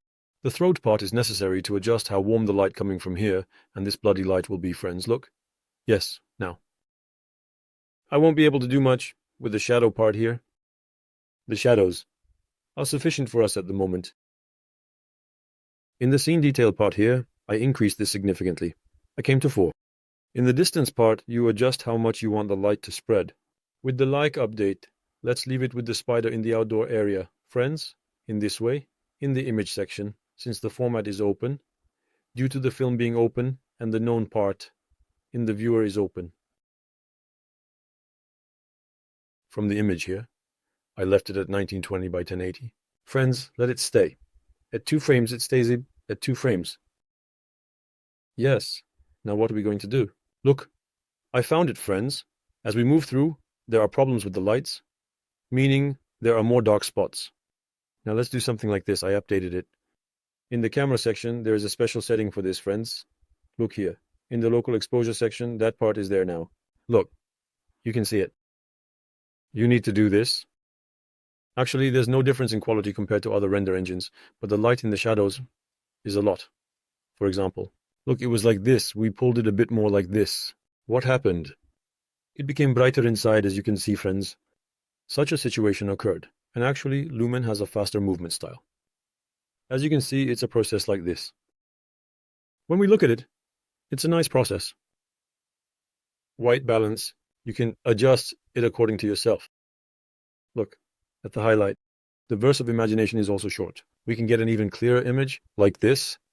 I came to the most normal part. Again, we can adjust the time of day here. In the same way, all settings are valid here, friends. This setting is ideal for us. Now, what do we need to do to get an animation? For the animation, look here, friends. There is a video player icon next to the picture. Look at this. I press the play icon. Look. For example, I will come like this. Here, I will get an animation like this. Let's say, ooh, now look, it starts from here. I press the part, and when I pressed it, it gave me a keyframe.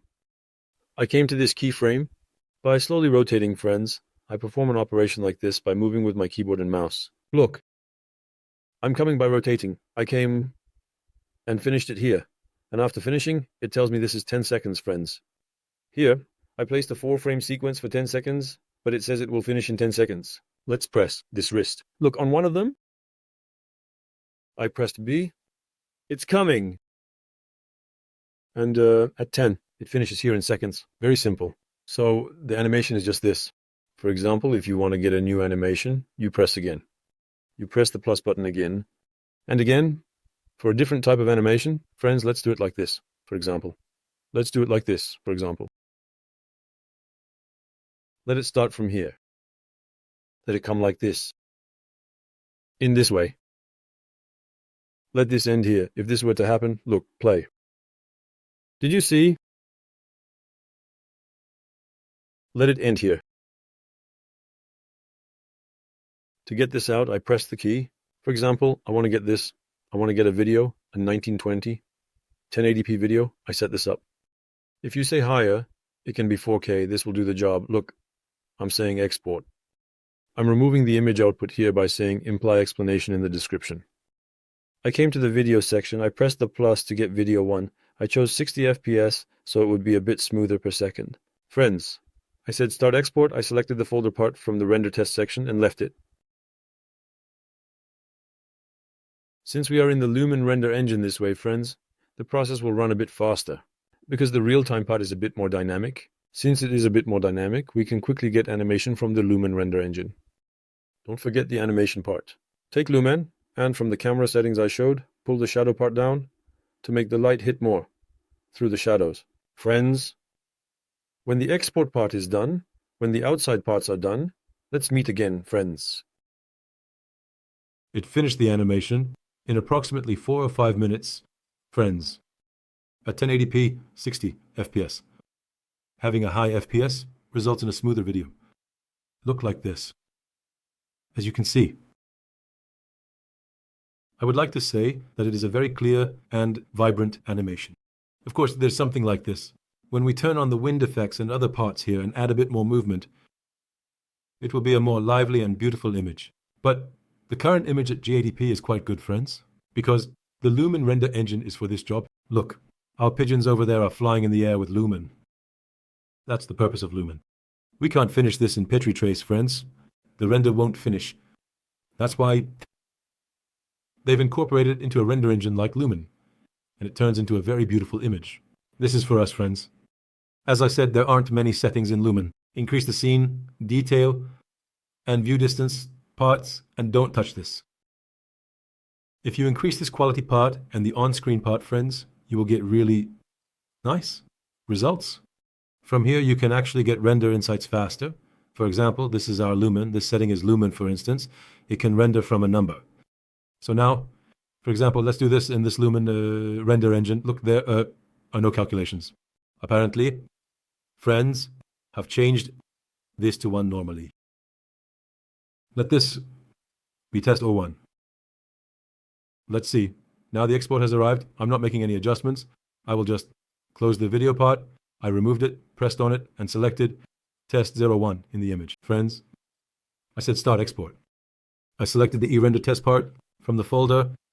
This will be a calculation. Since it's already its own scene calculation, it will render very quickly because it takes a real-time render. So it doesn't perform a calculation like Petraeus. In Petraeus, light comes in, reflects, hits the walls, hits the floor, vehicles, cars, birds, plants, and performs a calculation. But there's nothing like that here, friends. It performs calculations in Lumen, but more like this. Easier. It performs a faster calculation. That's why, since it's a very simplified render engine, and it's actually high quality, don't think that being simple means it's low quality. It's one of the best render engines used in Harley Lang and also used in Twinmotion. Look, it finishes the render in approximately 1.5 to 2 minutes. Nice, friends. Let's see what kind of result will emerge once it's finished. The exact same image you see here will appear. A bit higher quality. Unless it surprises us sometimes, there can be different errors. In our next lesson, we'll cover output with a VR headset.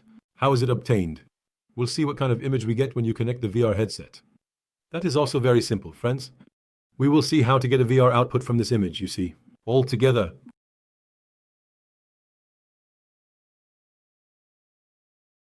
Yes, our render is finished. It finished in about 2 or 3 minutes. Friends, the render time. I had made a name. 0 a DN from the render test section. Here. Yes, as you can see, such a render. Of course, our render resolution is low, friends.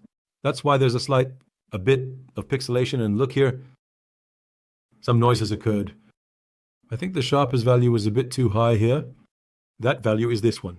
Let me show you that as well. We immediately identify it, friends. Look, where was it in the camera section?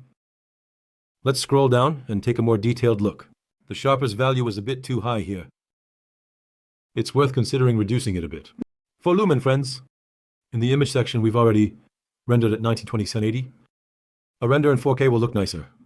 In our next lesson, friends, again, with this Lumen active, how can we output in real time from the glasses? We will see that. That's all for now.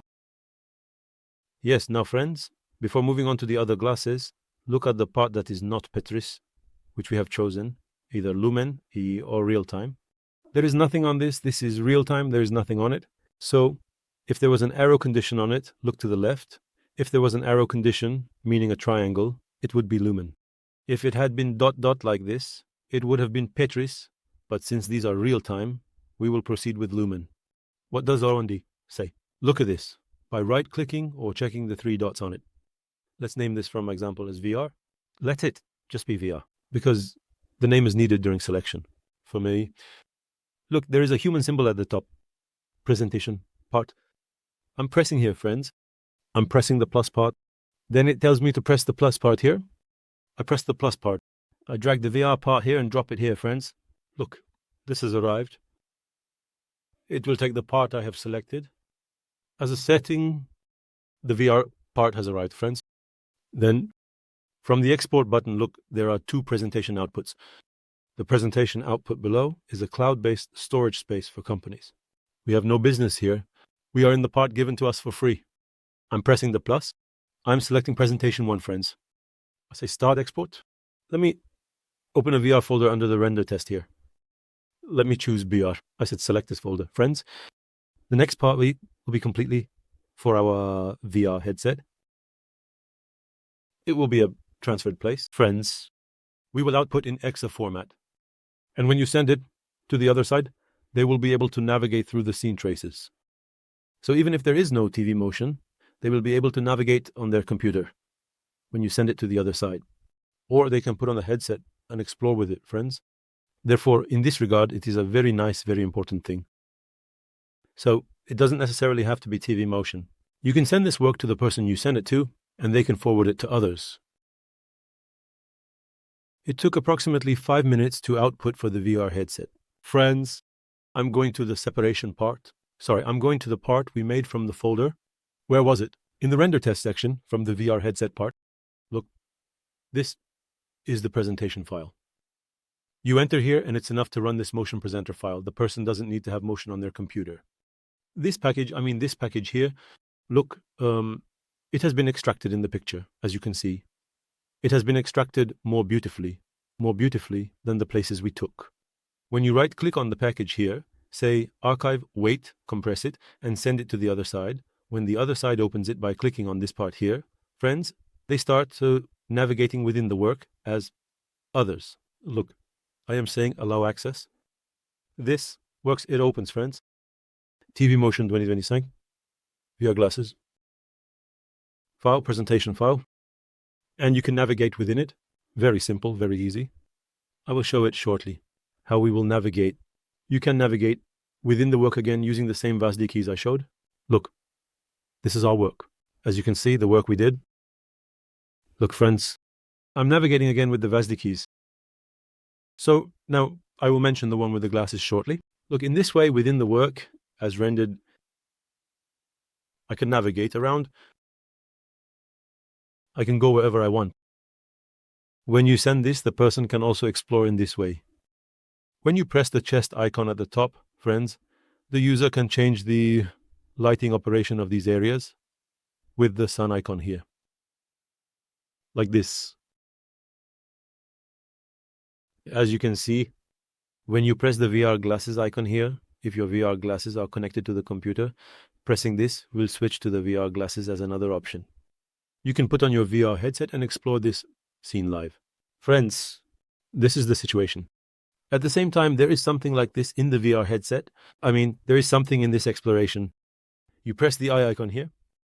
There are various scan summaries here. Look, flat. It says shaded. Luster. Everywhere is wood. Wood. Everywhere is metal. Like this, everywhere is gray. This is the default, friends. Look, there is a different format. You can clearly see where the light falls. Here, it's like this too.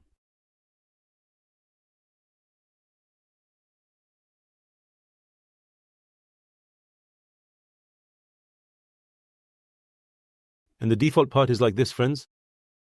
All the adjustments you have made appear here in the other eye section. Here, with this file, friends, the other party can navigate through this file as they wish. The logic of the event is this. As I said, when you press the other eye, from here, it becomes active. In those parts, again, look, there is a light strip here for the garage. If we had made it from this light strip, it would have illuminated nicely here. There is a slight darkness, but it still looks nice, friends. I would like to say that it is a nice presentation file. This is the VR glasses part. In the next and final lesson, friends, in the next lesson, I will record the tips lesson. There are some small tips. There are usage tips and TV motion. Shortcuts, meaning light control. There is a shortcut booklet. I will show that. There are many button summaries in them. Using them, you can create very nice summaries, usage summaries for yourself. I researched it in Turkish for you. You can use TV motion very comfortably. In this section, you can see the shortcut keys I have prepared for Twinmotion, which I have prepared for you, friends. Here, the shortcut key we will use the most is the letter F, friends. I will show what's under the letter F. This is generally the part that shows the letters on the keyboard for cycle speed or driving speed or flight speed, like slow, fast liquid flow, and walking, friends. Here it says to show what you are doing. The one I use the most is the F key for zooming in on the selection. I will show it in a moment, friends. There is an option to hide the assistant. There is G at the top section, with various elements like closing, material selection. The part you will use the most is this, the tools section, friends. Now let's go to the Twinmotion work. For example, what should we do? I selected the woman over there, for instance. I pressed F, and it immediately does that. Look, I selected Kevin and pressed F. It selects this directly. So you can think of it as the F of France. Let's go to the images from here. Let's select this again, friends. When you select any model or any part from the right side, for example, look, I selected this section, pressed F, and it immediately goes to it. So whether it's a texture or a coating, it goes to it, as you can see. Even if it's in the tree or in a different form, it goes to it, friends. A nice feature, for example, when you press G, it hides the selection. Look, previously there was a selection made with scatter in the background. It hides that. Look, I pressed G. I pressed this, for example. In the eyedropper tool, this comes up directly. Look, friends, I press T. Immediately this appears in the eyedropper. Or you can directly make a selection of something different. Or you press T and the eyedropper appeared. You can immediately select the ground. Such conveniences are available. The other convenience, friends, is the material section in the coating part. To create a coating from scratch, look, all the coatings I have used are here. They appear here within the work, as you can see, friends. You can open and close this section. This part you see, you can also create a ready-made coating from here. For example, ready-made options like car paint, video coating, subsurface, emissive, fabric, or glass. If you say fabric, it creates the curtain coating we normally know. But if you say standard, press the plus. Look, the standard has appeared. From here, I can immediately play with its color or different texture as I wish. Right from here, I can adjust the reflection using the roughness values from the lower section. Or if I want it to be metallic, I can pull it more towards metal with the metal setting. So it's a process like this. Play around a lot with the settings here. See what it does on the screen, friends, or by dropping a section. Let's say you did this. Let's drop it here. For example, I dropped it here. Look, a different texture type has been created. Let me say Control Z. I took it back again. Besides that, look what's here. There is a purge, clean up. This means it cleans all the textures. So don't press this easily. It also deletes objects that are not in the scene. Now, besides that, I'm checking if there are any points I missed here, friends. Parts I forgot. There's a physics engine here. I showed the physics engine in the other lesson. So here, if you want the natural falling of leaves or other things, one by one, you can achieve this with the physics engine, but you need to call them one by one. In other words, the object needs to be divided into all its parts. In that respect, this part can be used. For example, what can be done? Let's take a look here and see if we can make an example. For example, when you take these particles, like this, let's say you took them like this. This is 1. This is 2. Why isn't it selecting these with control? Let's assume we selected it like this. We lifted it upwards. I copied the instance and copied it once more, friends. Look, these are the ones on the ground. I also took them upwards like this. I think the physics engine will work. Let's see. I selected all of them and dropped them downwards. As you can see, they fell on top of each other. Of course, it didn't fall on top of this. It fell on itself. As you can see, it still didn't fall. I will delete these again. So, it's important to have more such piece objects for the physics engine, friends. That's all I have to explain. There are surely things I haven't explained about Twinmotion, but in terms of visualization, from a professional approach, in terms of creating visuals professionally, I think I've covered a lot on this topic. Friends, whether it's a villa or high-rise buildings, when you acquire them, the environment, especially the outdoor environment, is very important. When you work on the environment, you will achieve more than sufficient results. Twinmotion is an easy and simple render engine. The version I explained is the 2025 premium version. The final version will be released in a few months. But even with the current premium version, we have produced very impressive work. Friends, see you in the next closing lesson. Hello friends, we have come to the end of another training series. With this training series, along with other series I have prepared on Udemy, I aim to provide you with valuable information. I'm trying to help you develop and progress by providing valuable information on the SketchUp Turkey YouTube channel. Friends, as I mentioned in the lesson content here, working on the model by dividing it into 3 or 4 parts, piece by piece, will allow you to achieve a very good result with the technique we call slicing, friends. The slicing technique allows you to work on each region separately and move on to the next region after finishing one, and at the same time helps you distribute your energy during the work. Friends, because a person's energy, their battery, is not unlimited and is time-bound. If you are working 4 to 5 hours a day, you need to spend those 4 to 5 hours efficiently. That's why working efficiently, the fundamental principle of the building section is to divide the work into segments. You can segment the building's exterior part, the land part, the second road part, and the third environmental factors as the fourth. You can work on this either outdoors or indoors. Work on it, and you will achieve very good results. Friends, I think the educational set is beneficial. With Twinmotion, as much as possible, my technique is to reach a result quickly and effectively with my professional understanding. Friends, you can check out the other educational sets. Instead of explaining unnecessary topics, I have provided you with effective and quick topics that will lead you to a quality result. And with that, friends, we have completed this educational set. I am Ufuk Shan. I have been in the education sector since 2010, friends. For 14 years, almost 15 years, maybe even more than 15 years. I believe our educational sets are beneficial. With love and respect, if you have questions, don't hesitate to ask. Friends, download the files and use them. The model file is clear. The rest is already within Twinmotion. Try to do your best by working and producing. Of course, there's a situation like this here. There may be moments when the user gets tired, bored, or fed up. Take breaks there and return to work again. Friends, try to proceed slowly, step by step in your work. Don't expect to get quality results all of a sudden, because in these tasks, you can't get quality results all of a sudden. When you get results, your motivation drops, and getting quality results suddenly is already a bit difficult. In these tasks, proceed slowly and aim to achieve results with effective models for effective outcomes.